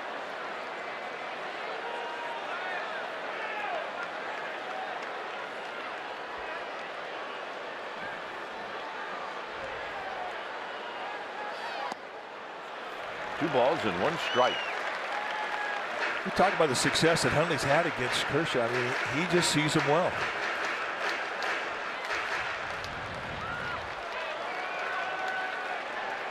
You see the success he has in the batting average lifetime and the pitches that he takes that are close to the strikes out that are not called strikes.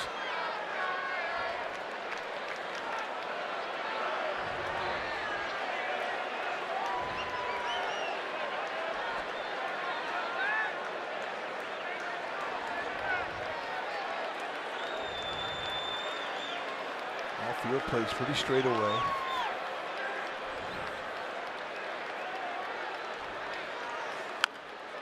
That foul, so now it's 2-2. 90-mile-an-hour cut fastball.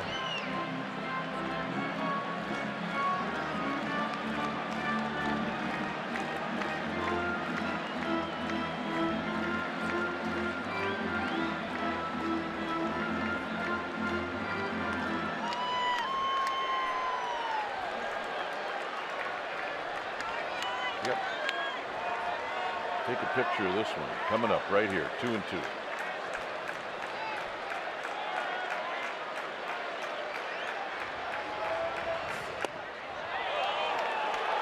That's a cutter at 94. I mean, that's a quality pitch and a 2-strike count. That was his attempt to go out of the strike zone and tease you into swinging. And that's a good take right there, especially when you're sitting on a 2-strike count in the protect mode.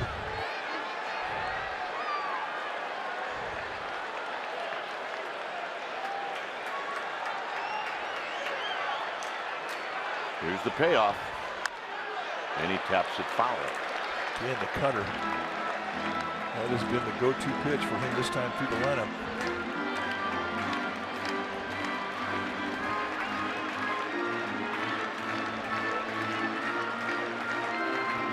Hundley, just like Pence in this inning, making him work.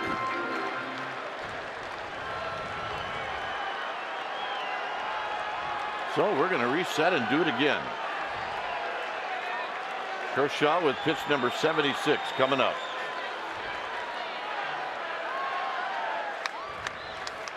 He got him.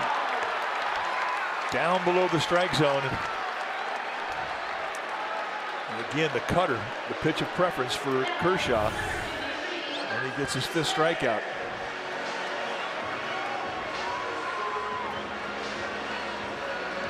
That's just a quality pitch. I mean, it's just too close to take. He had him way out front.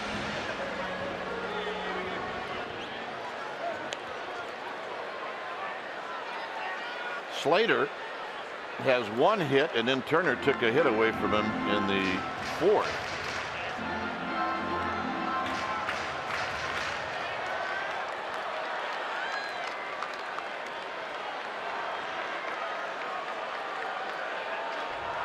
With Calixte to follow.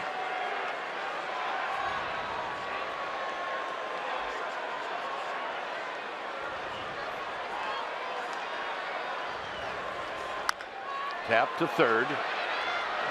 Turner's only play is going to be wide of everybody. And they're loaded.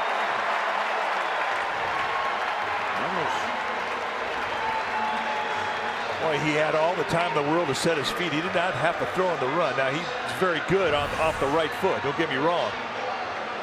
But a little bit of a sling here. It takes Bellinger off the bag. The Dodgers give the Giants an extra out.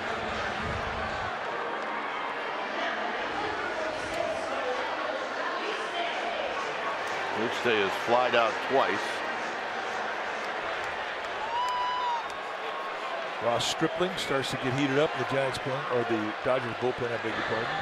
Meanwhile, Josh Osich finishing off his throws. He's good to go. 1 ball and no strikes.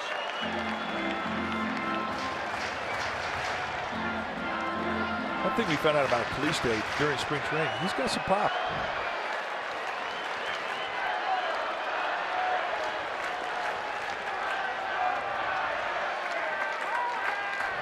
Timeout is called. Not sure by who. I think DJ Rayborn, the plate umpire, pointed towards Grandal. It was Dodgers catcher who called it.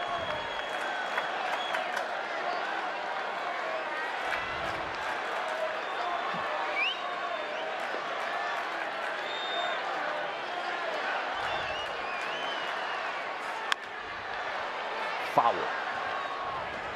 So it's 1 ball and 1 strike.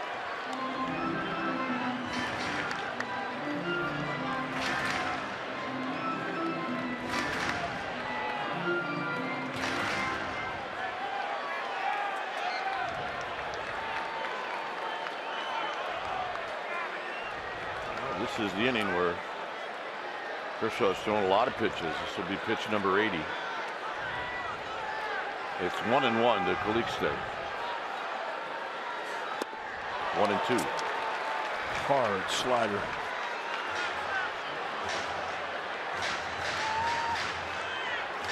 It's been a great strikeout pitch for Kershaw against righties for a long time. Just a back foot torpedo.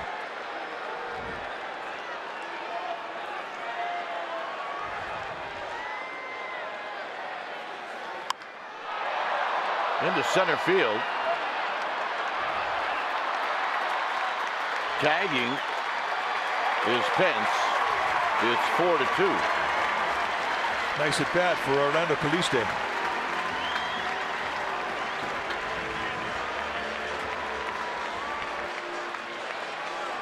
All right, time now for our Jeep drive of the game. We go back to the 3rd inning when Kelby Tomlinson stepped in and does this against Clayton Kershaw. He takes a fastball at the belt on the inside corner and pumps out his first home run of the year. It's our Jeep drive of the game. And after that, he lined a single into center field, and Hundley was thrown out at home trying to score.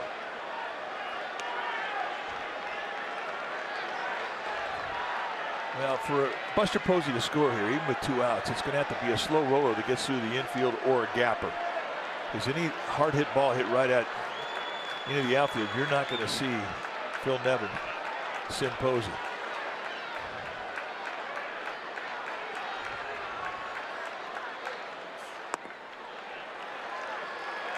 I don't know.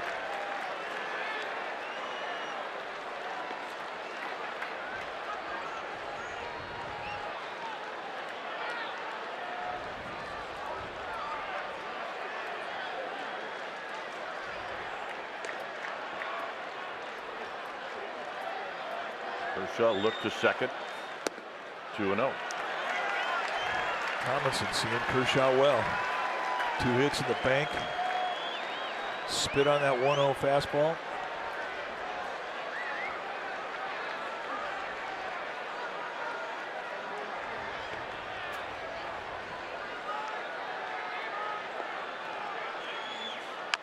Tap foul, so it's 2 balls and 1 strike.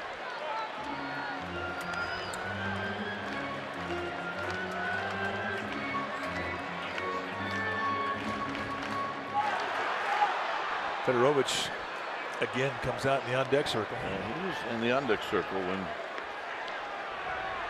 Hundley got thrown out at home.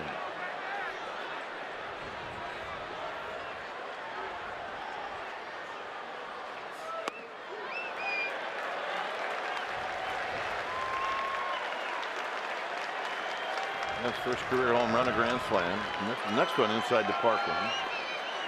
And his third off of Kershaw. Yeah, way to go. Making them count. They're events.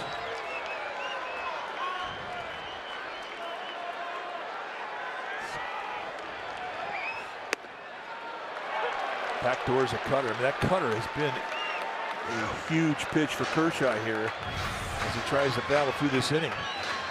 This time he goes around the outside corner, backdoors it. I'm not looking for that 3-1. Well, now Posey gets a jump, and so does Slater.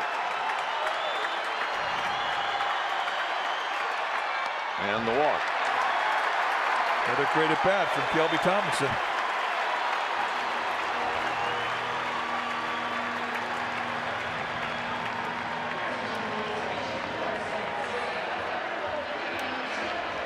Well, all that does is it puts the tying run at second base. So Rick Honeycutt going to come out and give Kershaw a breather, and that he's throwing a lot of pitches this inning.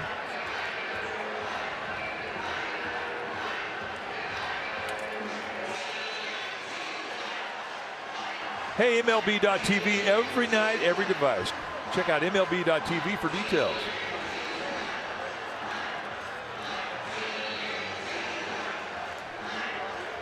Well, here's a guy that in his time has caught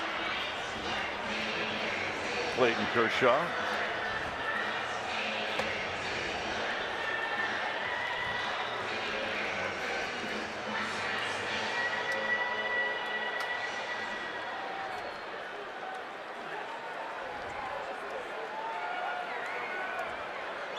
So here he is with the bases loaded.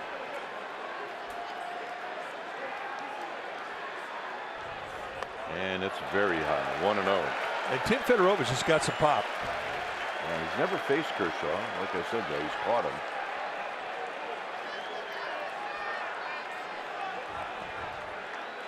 He gets a count in his favor like he has now. He can let out some shaft.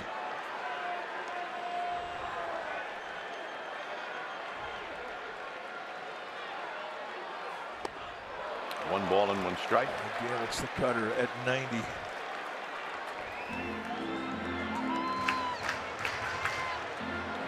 It's Posey, Slater, and Tomlinson.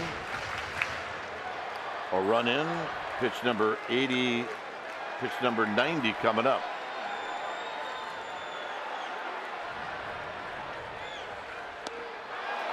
One and two. Just riding the cut.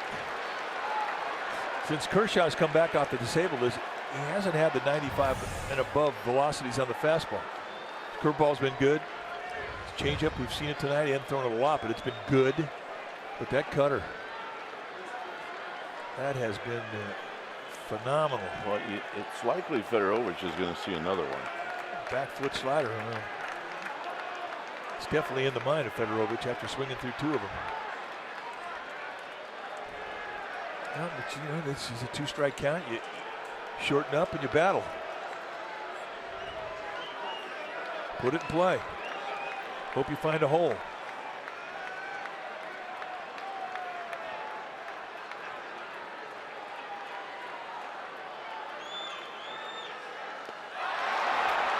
You got him, and that's going to end the inning. Giants pick up a run. USAA honors those who have served and all of our service members at home and abroad.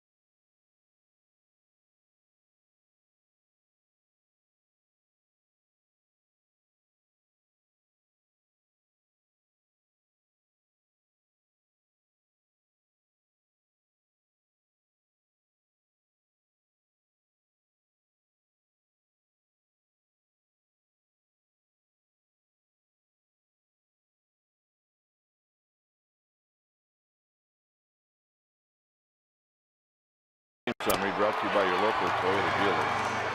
Kershaw and Cueto. Cueto left early, threw a lot of pitches. Puig's double, knocked in a pair of runs. Tomlinson's got a single and a solo home run. And the Giants are still in this game as Grandal decided that he had the wrong helmet on. When it's time for a change, think Speedy Oil Change and Auto Service, your trusted oil change tune-up and brake experts. Josh Osich, the new pitcher, 50th time he's come in, 3-2 with a 6.75 ERA. Grandal, he's a switch hitter, so he had his left-handed hitting helmet up there, and he had to put on the right-handed helmet. Hardly ever a case that I would make to wear the double ear flaps. Yeah. But that's the case right there. Plus, you know what? What if you've got a left-handed helmet and you're just lighting it up? You put the right-handed helmet on and it just feels like that's not my lucky helmet. Hey, we've talked about this before. If I'm lighting it up left-handed and I'm 0 for 40 right-handed, guess what, folks? I'm wearing the helmet. No, I'm hitting left-handed.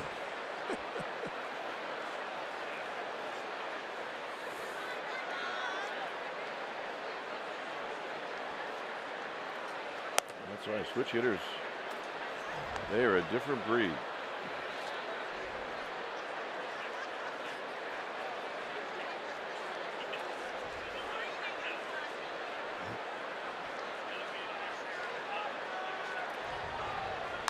Foul back.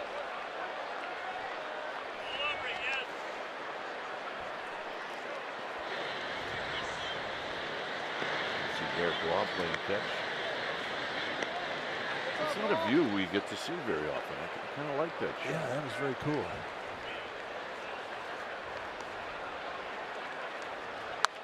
Every once in a while, Jim Lynch, our director, will come up with an original. Yeah, like nightly. Keep us on our toes. Yes, I'm not that big a fan of that shot. Yeah, you get to see the guy in the bullpen. You get to see the foul line. There's Sammer with Amer the Gamer. Got him. So the only reason we got that shot was because Amy was up there. Amy, what's up? Hey, Dwayne, if Giants fans have been paying attention, they know Mike Krukow not only has a very big family, but an accomplished one. 5 children, all of them extremely talented, and you're looking at the solo girl of the Krukow clan. 4 boys and Tess, child number 3, extremely talented with the vocal cords. She sang the anthem. She's the beauty. She's smart. She's talented and proud papa. Looking on the whole family there, supporting Tess. We love her. Mike, good job. Good job. Well, thank you, A to G. Here's Forsythe. Utley was pulled back. She did do a great job. Very proud of that child. And she did make her dad proud.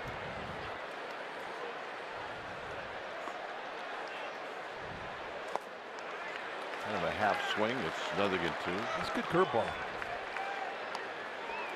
I mean, sometimes you forget Osich has 4 pitches. Saw him when he was really in control of his mechanics early bring a changeup and a curveball, added it to a fastball slider combination, and really have 4 weapons.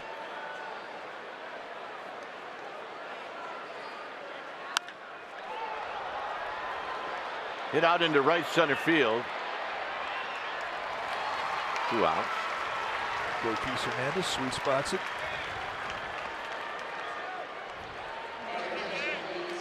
Well, I gotta believe that Kershaw after that last inning is done for the night. So here's Kike Hernandez.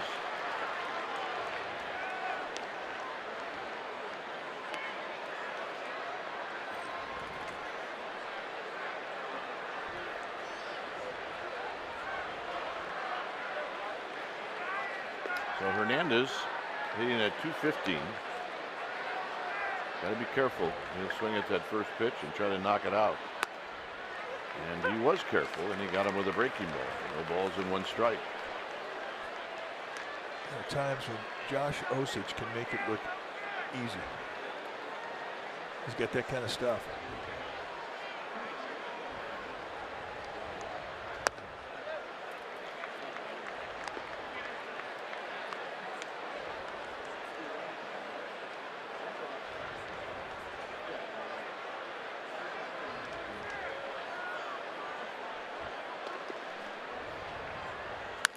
Up the middle. Tomlinson. Unbelievable. Have a night. Unbelievable. I have no idea how he made that play, but he did. Take a look at this. Slides into it, and just sort of hopping, finds a way to get some footing. Remember, Hernandez runs well. If you're going to miss low, give your first baseman a chance. He does, and that puts a smile on Brandon Crawford. Wow. Because he just watched a Gold Glove play.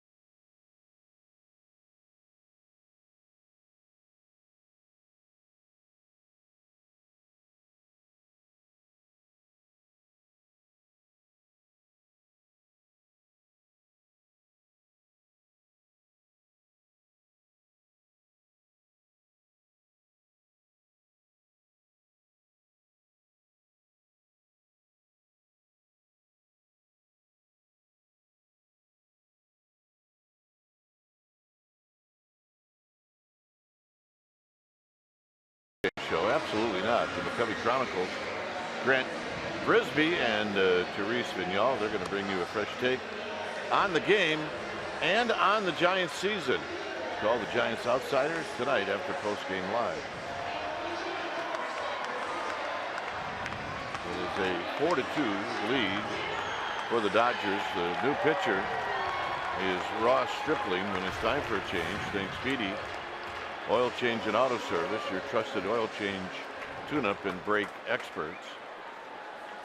And he's going to be facing Denard Span. Stripling, 43rd time he's come in. Nice season, 71 strikeouts in 67 and 2/3. Just 76 base runners. Got a low to mid-90s fastball, curveball, slider, changeup.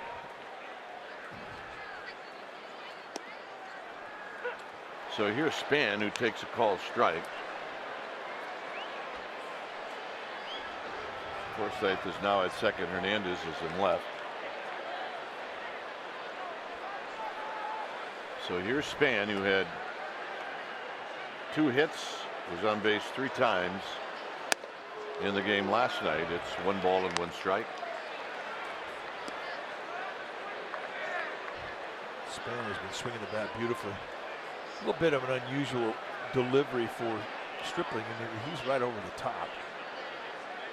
Straight down curveball, which is a real good weapon against lefties for strikeouts.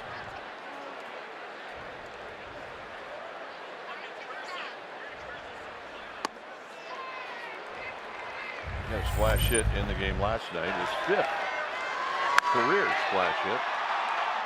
Man, that was a first inning 2-run bolt that got everybody in this ballpark jacked up. Except Kenta Maeda.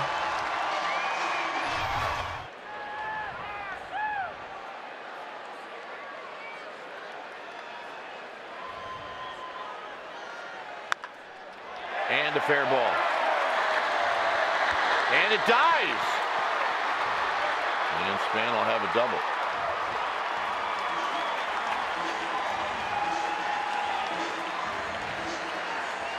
All right, so here comes Panic. Swinging pretty good. He is swinging it great. You know, and it also helps to catch a break. When you're not swinging good, I mean, that's fouled by 4 inches. Here, stays inside the line. It was going to be a very interesting play because we know how strong the arm is of Yasiel Puig in right field. If that ball caroms off the the wall down the right field line. That kicks right to Puig, and with his arm, you never really bet against it, even with the speed of Denard Span. But this is where the Giants catch a break. Ball smothers there, and that became an easy extra 90 feet for Span and a leadoff double. So here's Panic.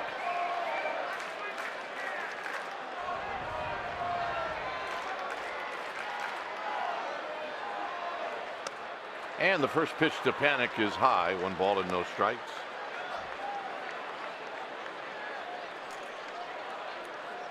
Panic off of Kershaw.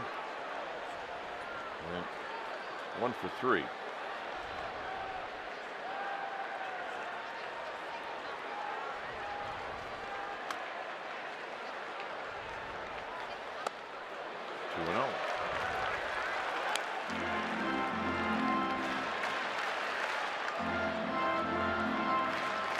See what their bullpen has done, Mike, in the last 11 games. Well, this has been the best bullpen in the National League. And for them to struggle in the last 11 games, that has had everything to do with the 11-game losing streak. They're not a confident bunch, at least not as confident as they were before 11 days ago.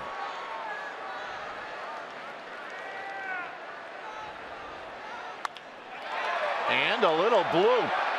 And Puig is going to trap it. And the Giants will have runners at the corners. That's a great play for Puig. I mean,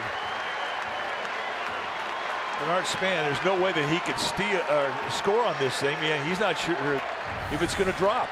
But then once you commit, remember, he's got a 2-run lead. If you commit, you've got to figure out a way to keep that ball from getting by you. And he does so beautifully. It's a great play. It's a bad play if it gets by him. It's a bad play if it gets by him. And Span, rocking a hard place. Should I stay or should I go? Well, in the end, he just has to be happy with moving up 90 feet. Well, here's Hunter Pence, who's 2 for 3 in this game.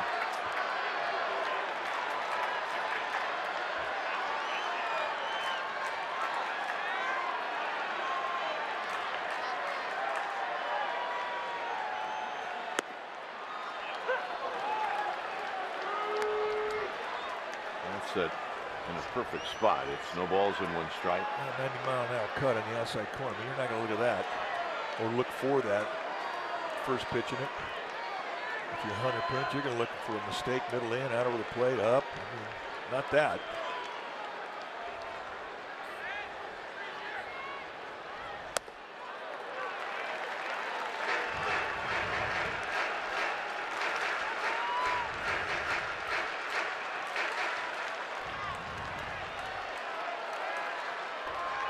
Ball and 1 strike.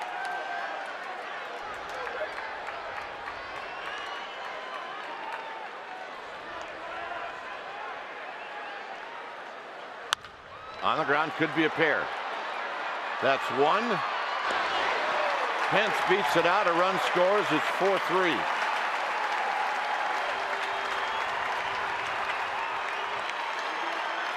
Give Hunter Pence an RBI, and here's Buster Posey.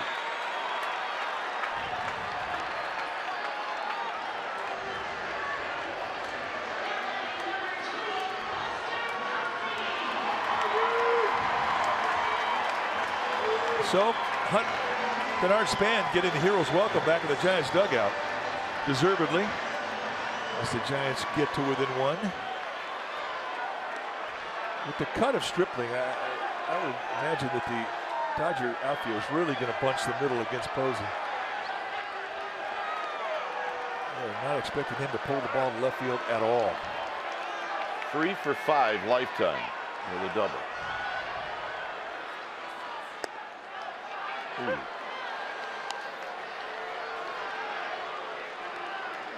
Yeah, it basically sets up the whole at bat for Stripling. It does.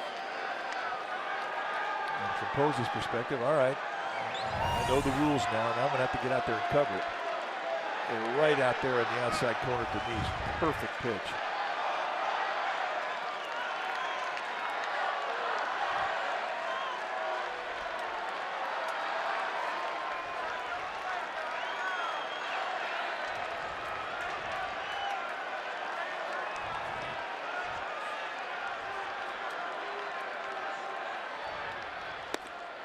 Trying to hit that same spot. It's 1 ball and 1 strike. And there's nobody else in the Dodger bullpen. I mean, this is Stripling's inning.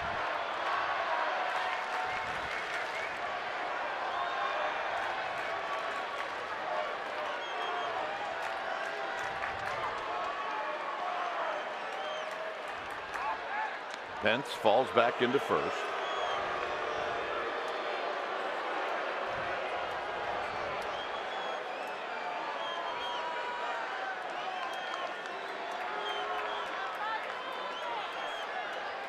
One ball and 1 strike.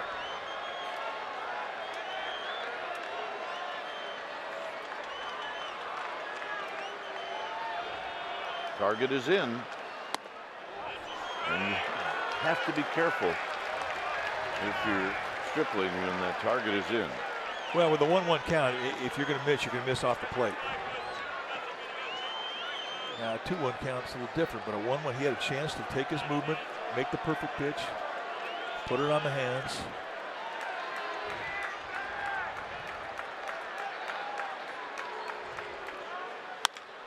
Now a double play ball. And that'll end the inning. Giants get a run closer. It's 4-3.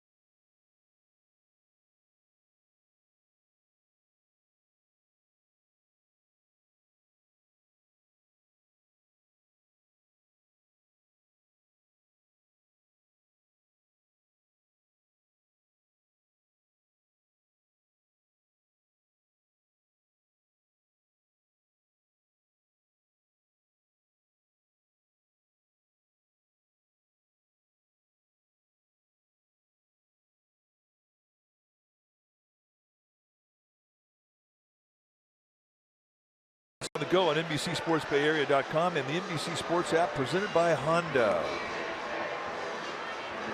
Well, here at the ballpark, it's a 4-3 lead for the Dodgers. I see 1 change, 2 changes, and that would be the pitcher and a center fielder when it's time for a change. Think Speedy Oil Change and Auto Service. Your trusted oil change tune-up and brake experts. So Derek Law going to be the new pitcher for Bruce Bochy. 37th time he's come in. He's going to take on the top of the Dodgers lineup here. Big opportunity for Derek Law. Had high expectations this year and got a little inconsistent. Got sent down to do a little more work. And now in a 1-run ball game, and he's going to take on the top of the Dodgers lineup. 4-pitch guy. You see mid-90s fastballs, curveball, slider, changeup. But from a high over-the-top release, Bernard Span stays in the game. He's now in center. Well, he's going to face a challenge. These are the big boys right off the bat. Right. Immediately in the dirt, 1 ball and no strikes.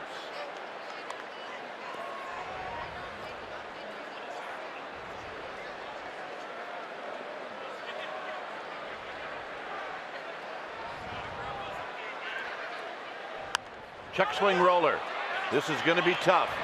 Posey flips it, and he flips it a little bit behind long. There was nothing anybody could do. And that'll be a hit.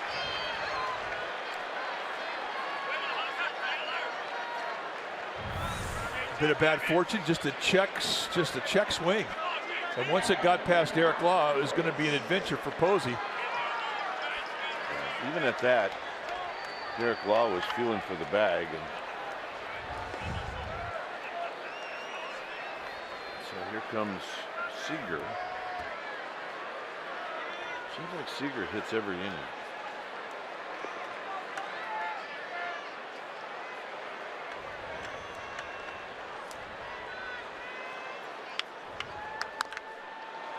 First pitch swinging, as always. Ooh. And a foul. Blake Holsworth, the old catcher, just blocked one. If you're going to bring your catcher's mitt, yeah, then you have to wear a mask the whole game. And bring the whole gear. Shin guards, chest protectors. Just don't. If you play it just play it right.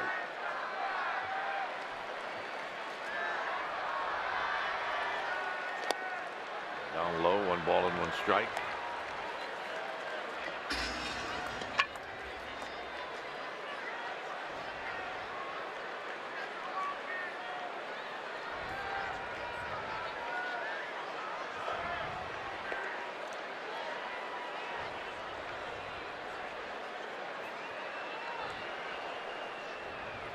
Quick toss, and Taylor is back. Hey, the Rockies won for the 2nd night in a row, which means the D-backs have lost for the 2nd night in a row. How about the Rockies? They had to go to LA for 4. Now they had to go to the Diamondbacks for 4, and they've won the first 6 games of that road trip. They have. Swing and a miss. 1 and 2. Good breaking ball. That's a good one.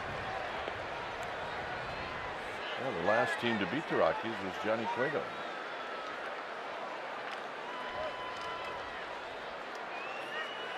Here's your final.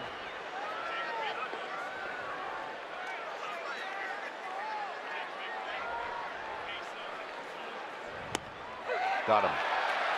Inside corner. And that's a hat trick for Seager.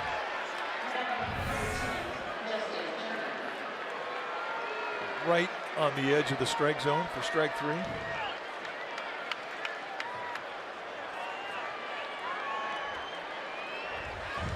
Here's Turner. Turner 0 for 3.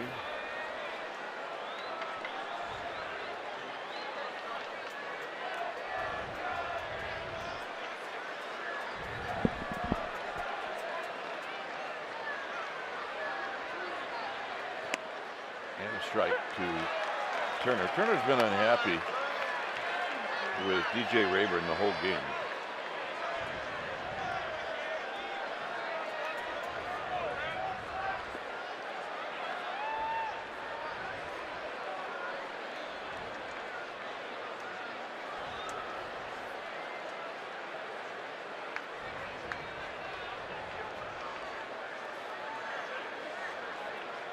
See the high over the top release.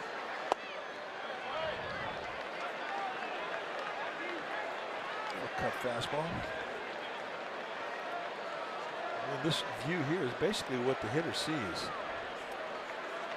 And you see a guy who's got kind of a short arm high over the top release. It's unusual.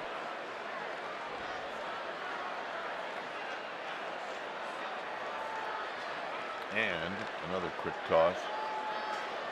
Taylor has 15 steals on the year. Oh, you can't forget about it.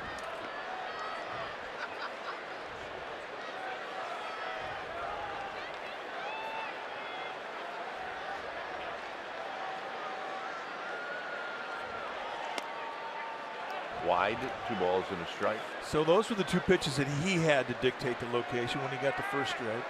But now that it's 2-1, now he's got to get in and he's got a challenge.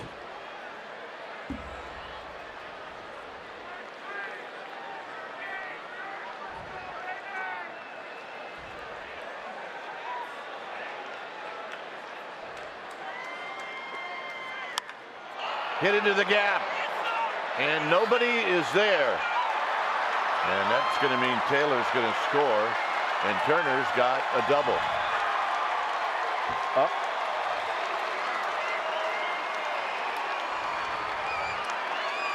I mean, that's the problem. You get it into the get-it-in situation with the good hitters, the RBI guys. I mean, when you are in a 2-1 count, that's just a hanger. And I don't think you could hit away from the defense any better than this. This absolutely bisects Slater and Span in left and center field. But isn't that pitch supposed to be hit like that?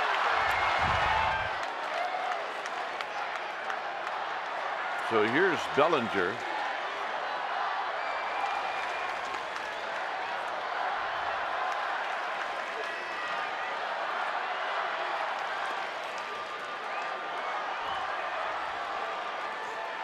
Stephen Okert, the left-hander, is ready to go in the Giants bullpen.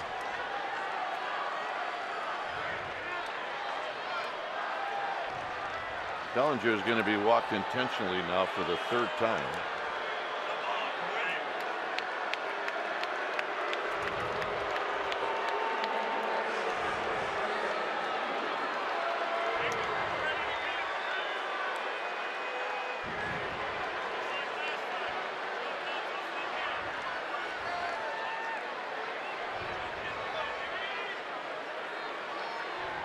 Puig is 2 for 4. 2 strikeouts, 2 doubles.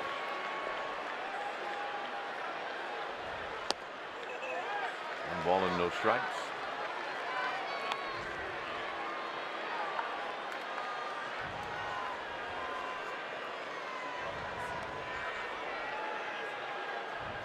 Austin Barnes is on deck.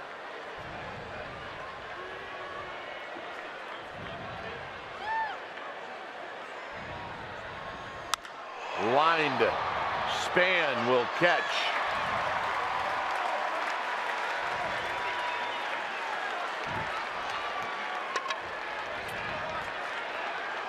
I see how Puig acting like that is the very first time somebody should have line drive and the ball was caught. It's never happened before. I mean, that is the look of dejection. It's never happened before.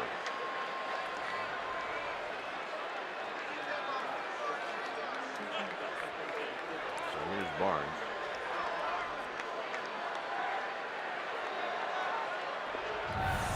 Let's take a look at the ball. Well, he does wear his emotions on his sleeve. And he did hit the ball hard. But you're not the first guy.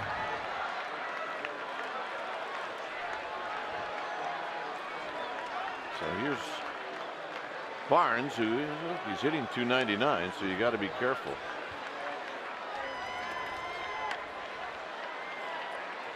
Well, and he's also 9 for 28 as a pinch hitter with 5 RBIs, so he's definitely a guy you have to respect.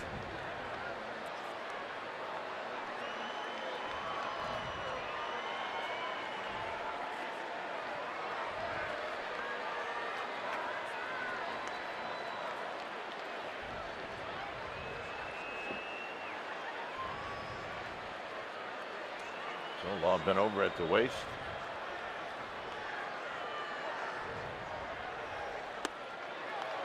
Strike. Nice 1-0 pitch there.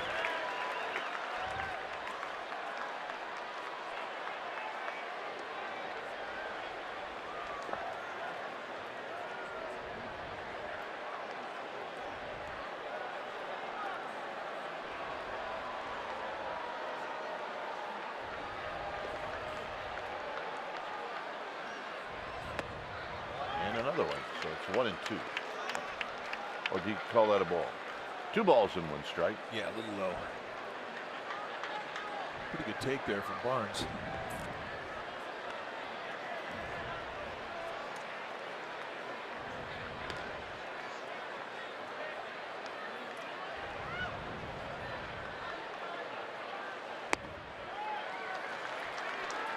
Three pitches in a row now with the curveball.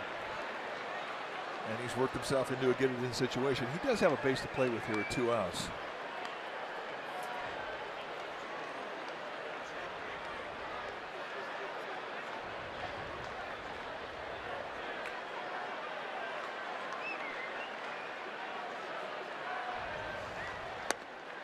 And it's 3-2. And that's really the pitch you should try and make when you have an open base and you have a 3-1 count. You got a confident hitter in the batter's box. Just try and be perfect with your location. That was at 94. Runners will be on the move. A run in here in the 8th on the Turner double. And this is chopped to Tomlinson. And that'll end the inning. So the damage is 1 run. Giants trail by 2.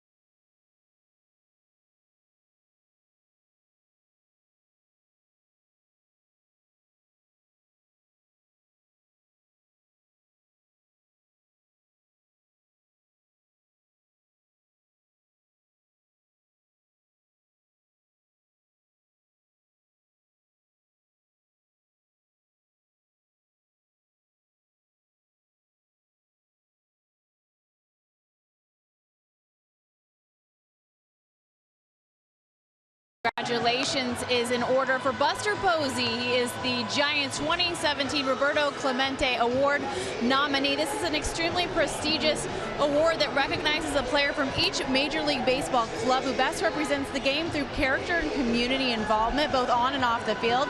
Buster and his wife Kristen have focused on supporting pediatric cancer research, and last year at their inaugural gala they raised $550,000, and since the Posies launched their foundation, gentlemen, $1.6 million has been raised. Now fans can vote for Posey October 2nd through the 6th at MLB.com. He's very worthy. Dwayne? Well, he absolutely is. And, there's more to come. And it's time for a change things speedy. Oil change and auto service, your trusted oil change tune-up and brake experts. So Brandon Morrow now to pitch the 8th inning. Try and get it to Kenley Jansen, and he's had a great year. 2.41 ERA, 42 strikeouts in 37 innings. You're going to see a fastball that is a good one. You're going to see high 90s, sometimes even 100-mile-an-hour fastballs. He will cut the fastball, and he's got a slider, all from a high 3/4 release. So we've got a problem. I don't know what it is.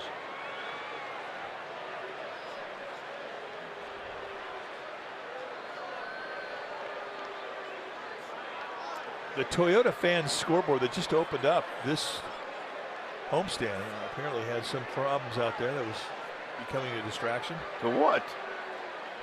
I don't know, if you're in the batter's box and you're picking up something in left field. Yeah, well then turn all the Coke bottle, turn that off. What about the scoreboard in center? I mean, wouldn't you be picking that one up?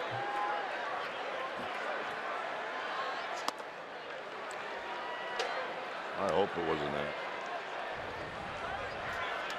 Or maybe they weren't happy with what was on. They wanted to get their own clicker. There's a little Well, it's a big screen TV over there. I mean, looks small by scoreboard standards. Tap foul.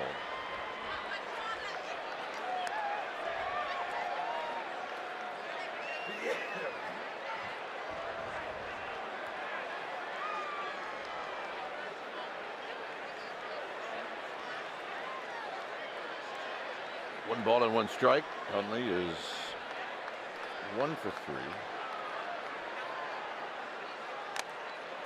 1 and 2.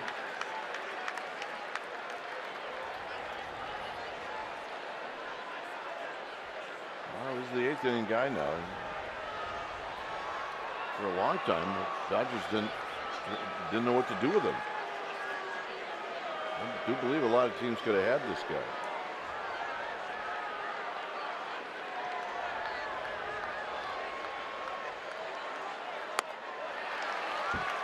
Well, he 98's him on the 2-strike count. I mean, he does not lack for stuff. When that fastball of his hits the glove in the sweet spot, it'll put out a pop that you can hear in the upper deck.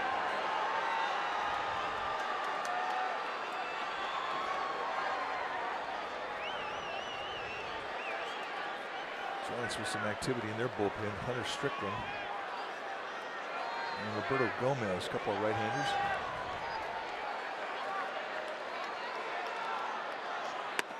And Slater takes inside for a ball.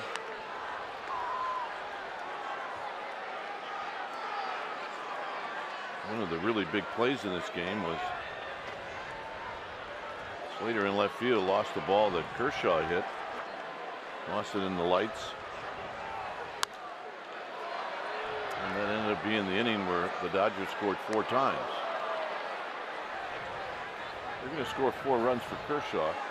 You're going to be pretty happy with that.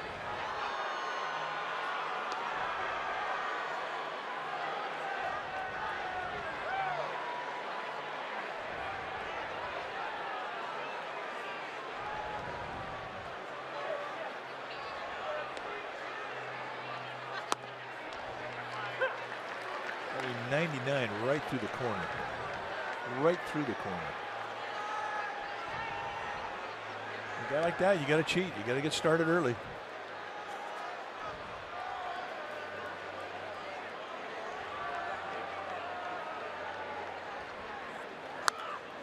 Out of play.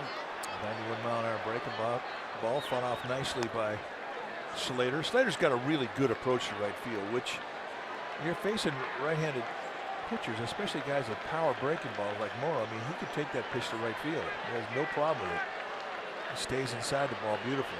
It's one of his strengths as a hitter.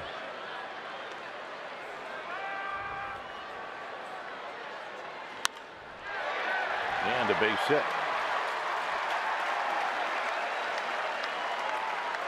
Or you can go right back up the middle, the way you're taught with 2 strikes. Hey, the Panda's going to hit.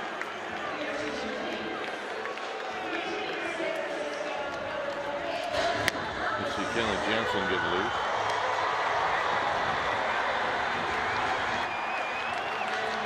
Strickland and Gomez.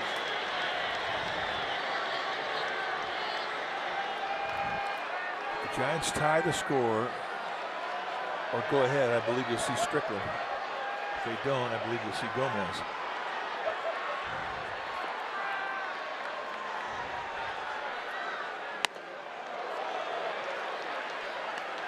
So a 97-mile-an-hour challenge.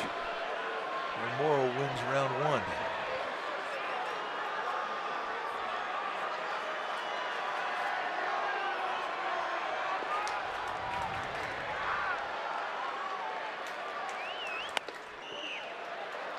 Sandoval has been in an awful slump. He's had 2 hits in his last 50 at bats. One of those hits was a home run off of Max Scherzer in Washington. The other an opposite field single.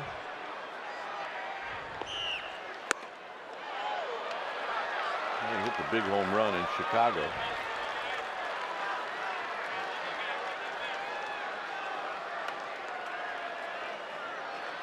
Two balls and 1 strike.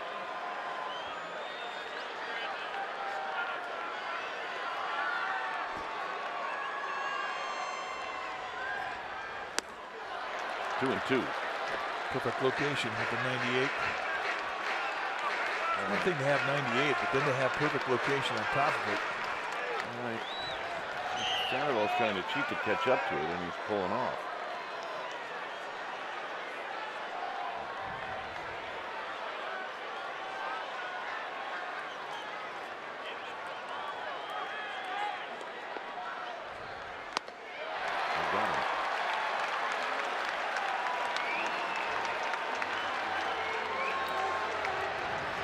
Here's a kid who's having a good day. That'll be Tomlinson. He's been on base 3 times. Good day with a bat, good day with a glove.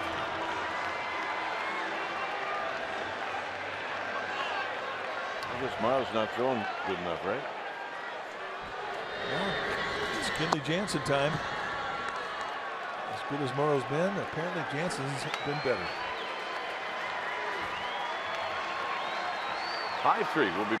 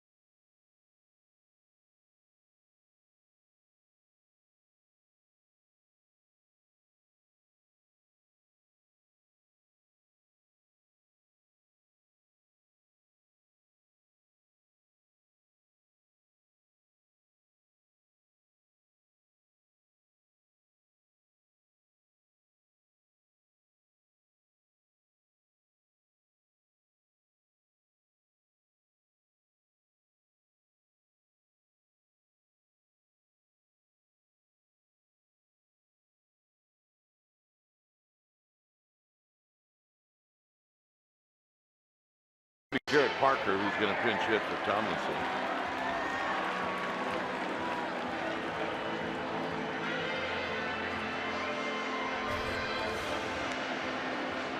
Take a look at the numbers from Kenley Jansen, and this is his 60th appearance. He's got 36 saves on the year out of 37 opportunities in the 5-0 record. He's been phenomenal. 98 strikeouts in 61 and a third. And with Jansen, I mean, he's going to come at you with a high velocity cut. And when you're just about time you think you got the cut timed out, he can go high 90s straight fastball with 2-seam movement. So here's Parker, and Parker tries to dig it out and fouls this one over by the Giants dugout, and it's 0-1. Natural movement from Jansen is going to bore just a flat movement that runs in on the hands of Jared Parker, and it's going to be up to Parker to try and defend that area, because he's going to see a lot of stuff on the inside part of the plate up. See that cutter 86% of the time, and he also has a slider, and the fastball is a completely different pitch too, especially when you're looking for that cut. I mean, that's all you're thinking off of Jansen is what you're going to see.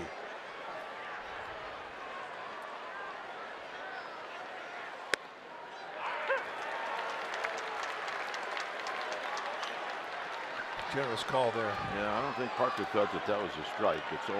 Now, a guy who's got stuff like Jansen and his strikeout ability, you hate to give up a strike. And the difference between a 1-1 and an 0-2 is it's big.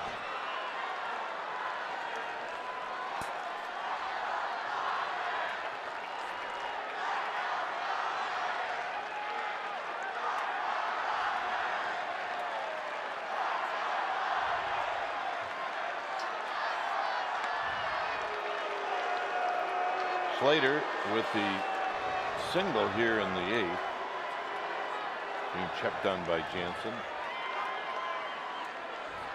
He has no reason whatsoever to go.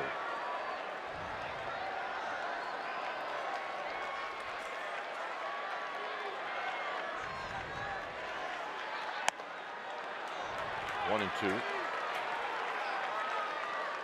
is not where he wants to get Parker out. You know what, though? I think it just cleans the eye palate. That's a straight fastball on the outside corner. He doesn't want to get beat by it. He wants to get in on the hands. He wants to use that cutter on the inside part of the plate. So I just think that was just to clean the eye.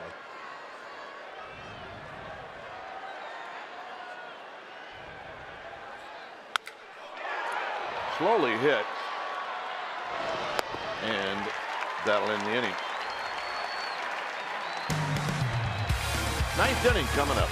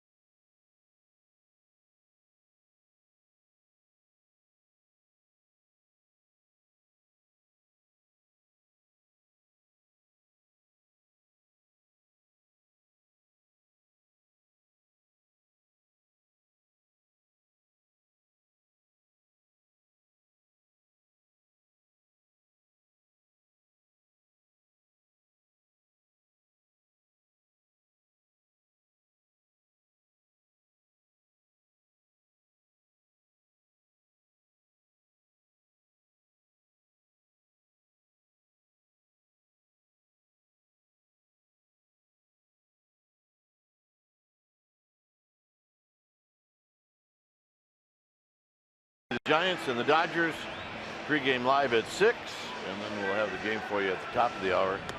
And you can watch it right here on NBC Sports Bay Area. And the Giants will have an off day on Friday, and the D-backs are in town, or an off day on Thursday, and then an off day on Monday, and the Rockies are in town. 5 off days in the month of September. That's rare.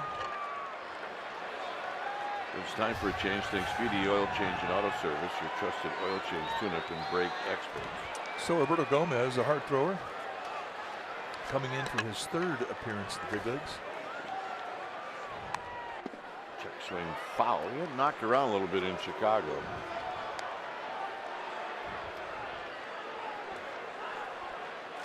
Sandoval is now at 3rd, and Crawford is at short.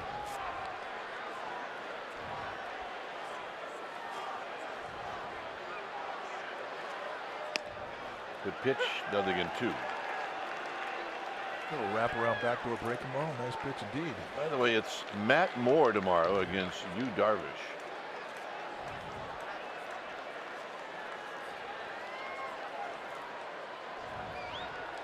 The Giants then will see the Diamondbacks' best 3-pitch starters. Bring him on. Why not? It's the big leagues. Bring him on.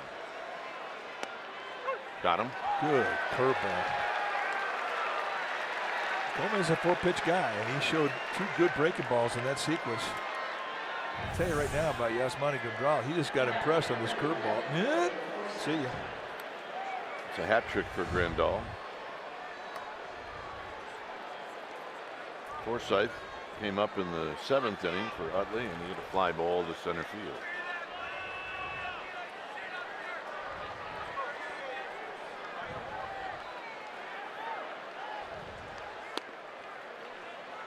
That's not the fog coming in, is it?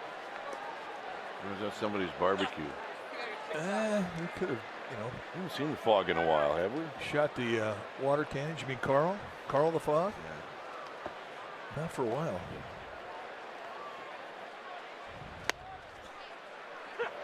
All right, 1 ball and 1 strike.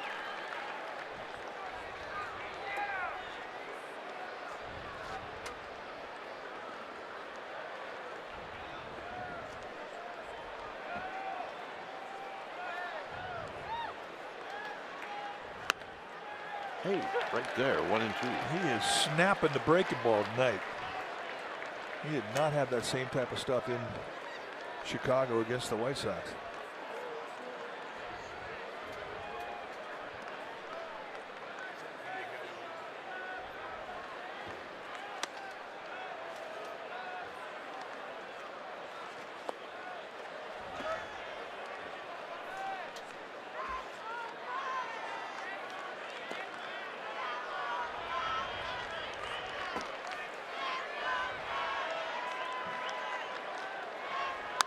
Out of play.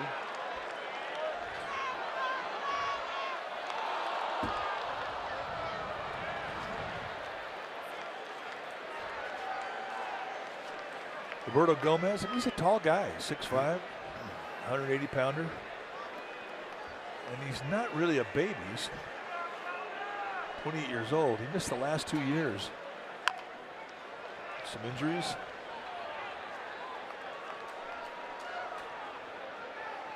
I only wanted that to be fair. And I think he still thinks it was.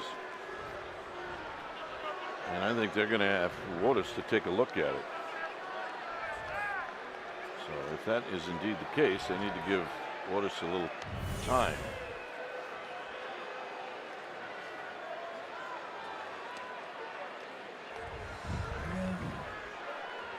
Couldn't really tell.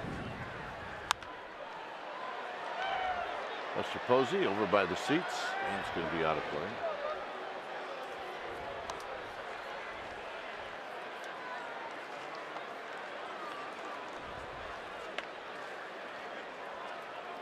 Our ball due tonight, Blake Hallsworth. Needs a mask. He needs a bigger helmet. They got to help him out.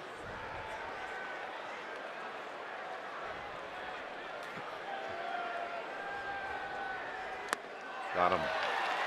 Another good breaking ball from Roberto Gomez.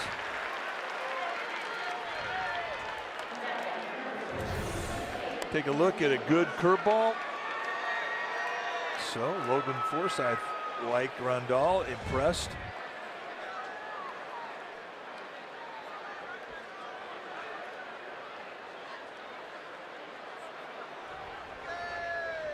He's got a little attitude going. Kike Hernandez had a hit taken away from him by Tomlinson, and here Hunter Pence is going to track it down, and that's going to end the inning. So Giants' last hope. It'll be Crawford, Span, and Panic coming up.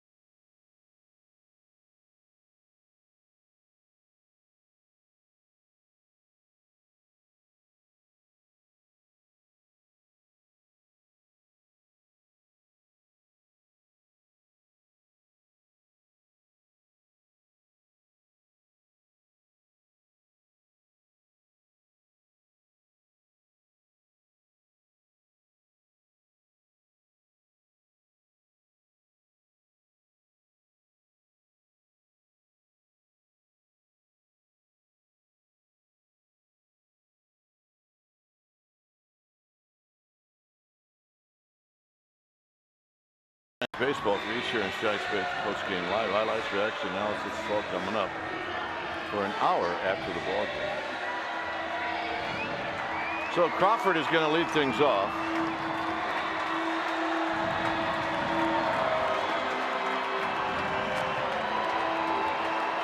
Crawford.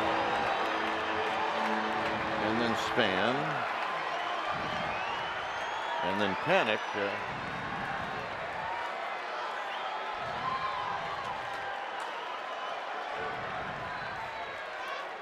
Jansen got Parker to end the 8th. And it's inside for a ball, 1-0.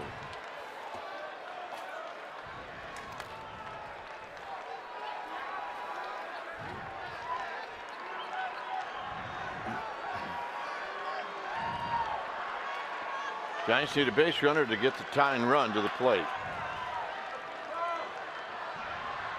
And there's a strike as he pours it in at 90.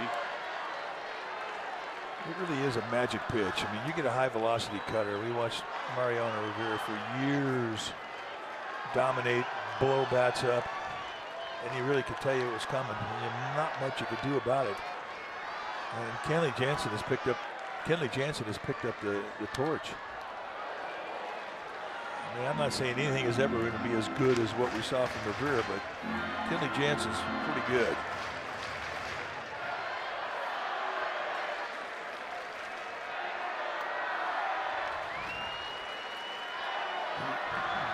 One, two.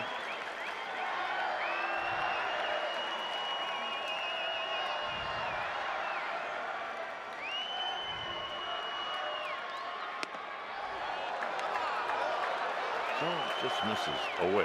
Yeah, and that's a straight fastball. It's got a completely different pitch. Giants need some life in that dugout. A leadoff base hit or walk would chirk everybody up.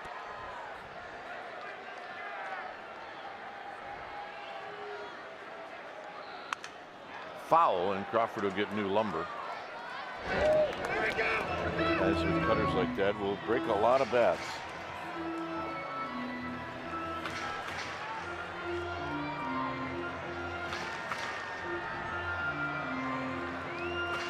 I think they're trying to break a record. How many people can you fit in that area in the 9th inning? That have nothing to do. Well, Flounder, and there's Jason.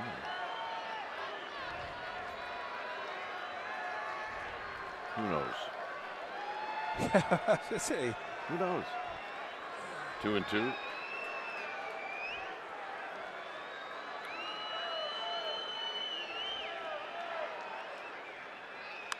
Foul back, good rip. That one may have leaked out over the plate a little bit more than Kenley Jansen wanted it to. Got a man making a play. That'd have been. Yep. Making a play.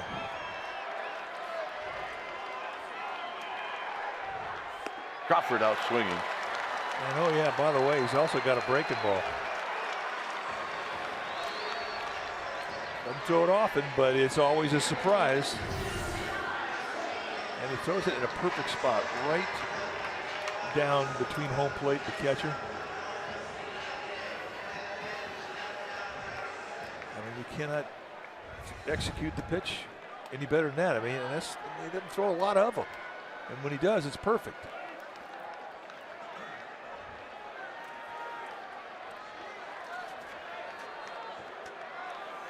Span, as a pinch hitter in the 7th, doubled.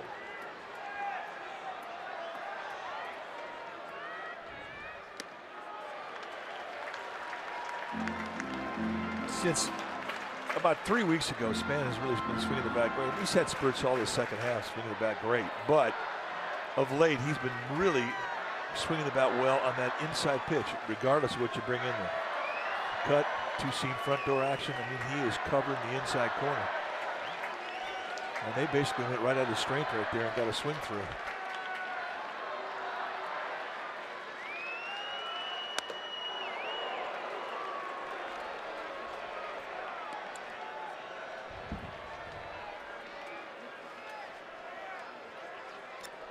You would think when you see the success that Rivera had, the success that Jansen has, more guys are trying to throw this pitch. Yeah. Well, they do. They all do. It's just not as easy as Rivera or Jansen makes it look. And to be able to do it with high velocity, it separates you from the herd. And a base hit. Ownage is ownage. And that's what he's done just so consistently here the last several weeks. He's taken that inside corner, and it does not matter what you bring, he can beat it. And that was not a hanger either. That's exactly where Jansen wanted to throw that pitch. Well, the Giants would like to get to Buster Posey, who's got some pretty good ownage on Jansen. But there's still 2 more hitters to go before that.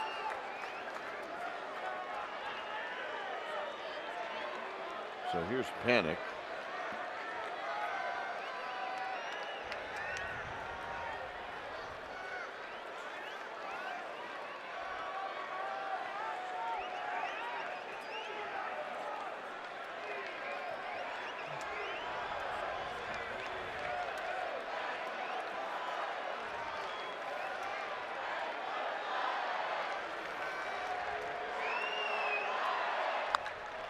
Foul.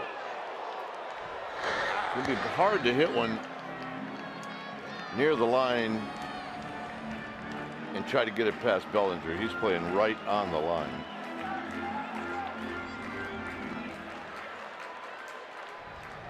So you wanted that ball to be foul.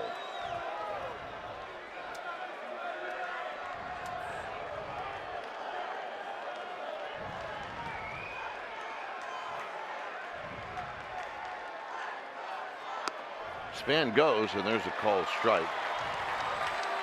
Well, that takes away a double play. So they're going to give Span a stolen base.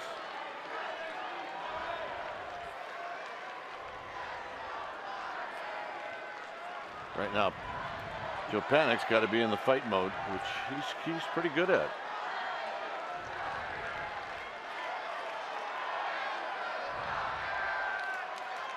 Up the middle. Karam's off of Jansen, and everybody's safe. Panic's got a hit, and Buster Posey may very well hit yet, depending on what Pence does. Well, I mean, Hunter Pence, he could send everybody home happy. Yes, he could. And if there's a guy that, and we talk about Posey's inside-out ability, Austin Slater inside-out when you're talking about hitting a cut. Well, you can include Hunter Pence in that list too, and he can do it with power because he likes a ball that's out over the plate, and that's what the natural fastball cut of Kenley Jansen's going to do. And one thing we've also learned about Hunter Pence is he'll take the high pitch, even ones above his hands, and he can knock it out of the ballpark.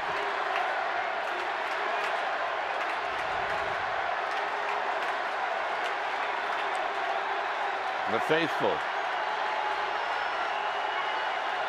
Span and Panic aboard.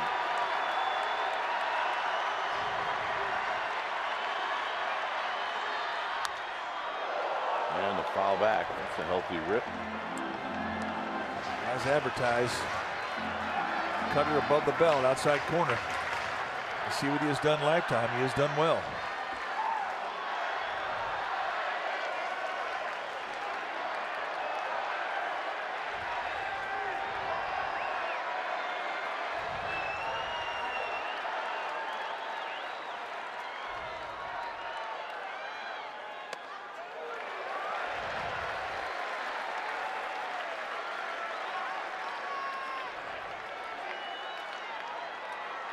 Those are the numbers for Posey against Jansen. And recalling that some of those outs he's made were hard outs. Here it's 1-1. Tap. Can anybody get there? No. Pence with his 3rd hit and the ground attack. It's working.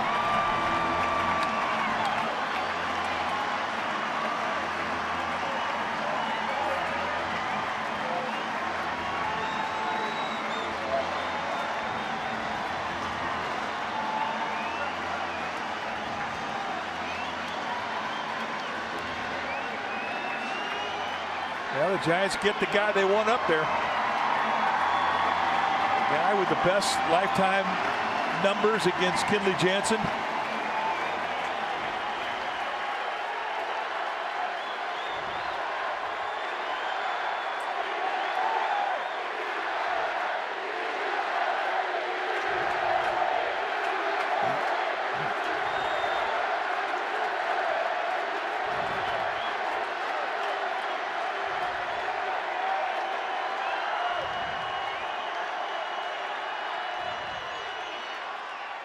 Swing. No balls and one strike.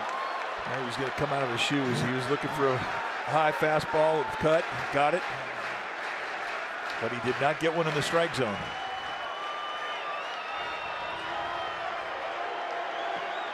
But he wasn't trying to hit a single there.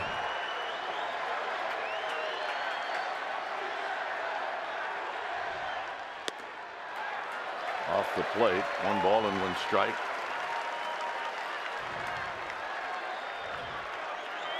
It's Span, Panic, and Pence. Pretty good speed at all spots. If Buster were to hit one in the gap, Pence would be the potential winning run. It's going to have to be a line drive. It's going to be in the gap. They've pinched the gaps. They've given them line and left. They've given the line and right.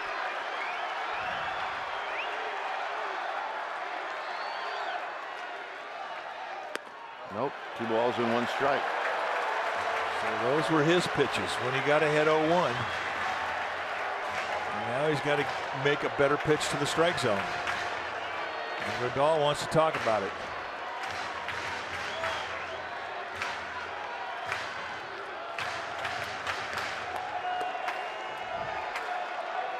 But we are convinced that Grandal does have a mound visit clause in his contract. He does. Absolutely.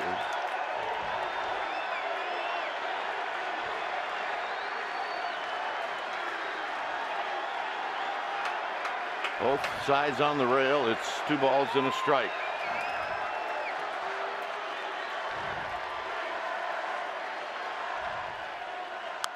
Out of play, 2-2. Now that's 94-mile-an-hour paint on the knees with cut. I mean, that's a perfect pitch. So 4 pitches, 4 cutters. And he's got another shot here with a 2-2 count to go out of the zone. I mean, that's just perfection at 94.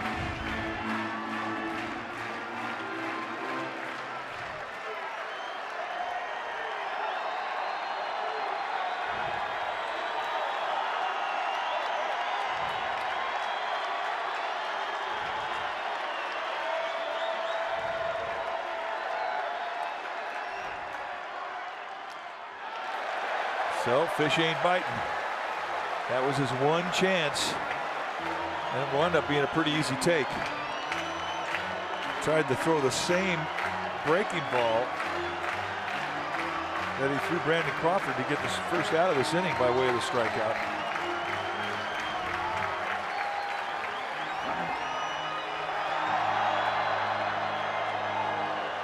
So again, Grandal. We're convinced he has a mound appearance clause in his contract.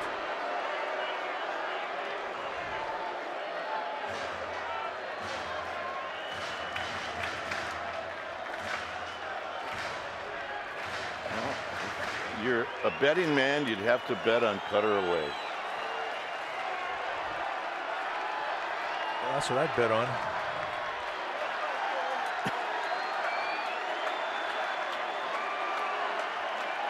We'll watch Grandal, see where he sets up. Maybe in. Got him.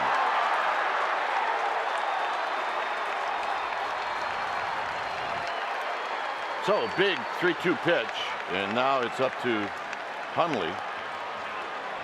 So Jansen reaches back and he goes 93 right in the heart of the strike zone and gets a swing through strikeout. There's the cutter you're talking about, but it never got away. It lingered right out there in the middle.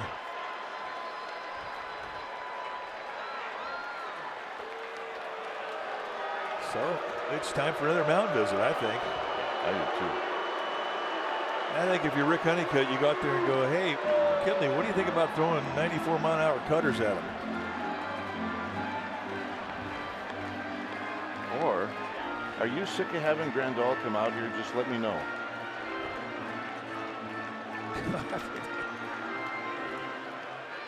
I think DJ Rayburn's going to say, well, seriously, what are you going to tell this guy?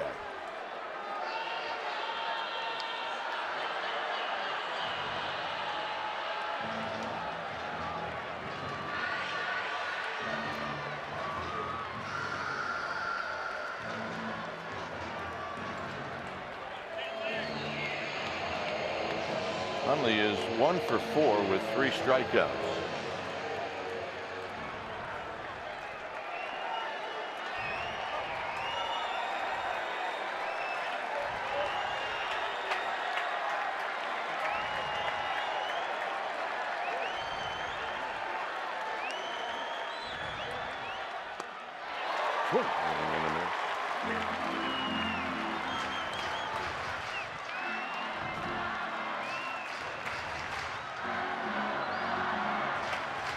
Rayburn's coming out to asking Jansen if he can move the rosin bag back behind the mound.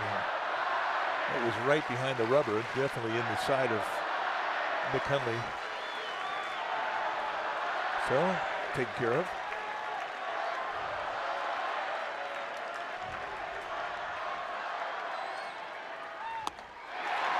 Oh, and 2. 2 pitches, 2 cutters, 0-2.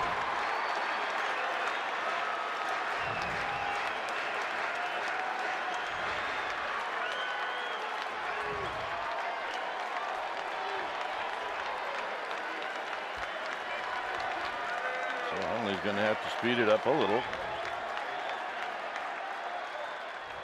And that's the ball game. So Jansen strikes out Posey and Hundley, and the 11-game losing streak for the Dodgers is over, as they get a win out of Clayton Kershaw. And well, Mike, they had their chances. Well, they really did, especially late. And so perhaps a bit of frustration. And they also did not play their best game defensively. They gave the Dodgers some extra outs, and they took advantage of them. That really was the difference in the game.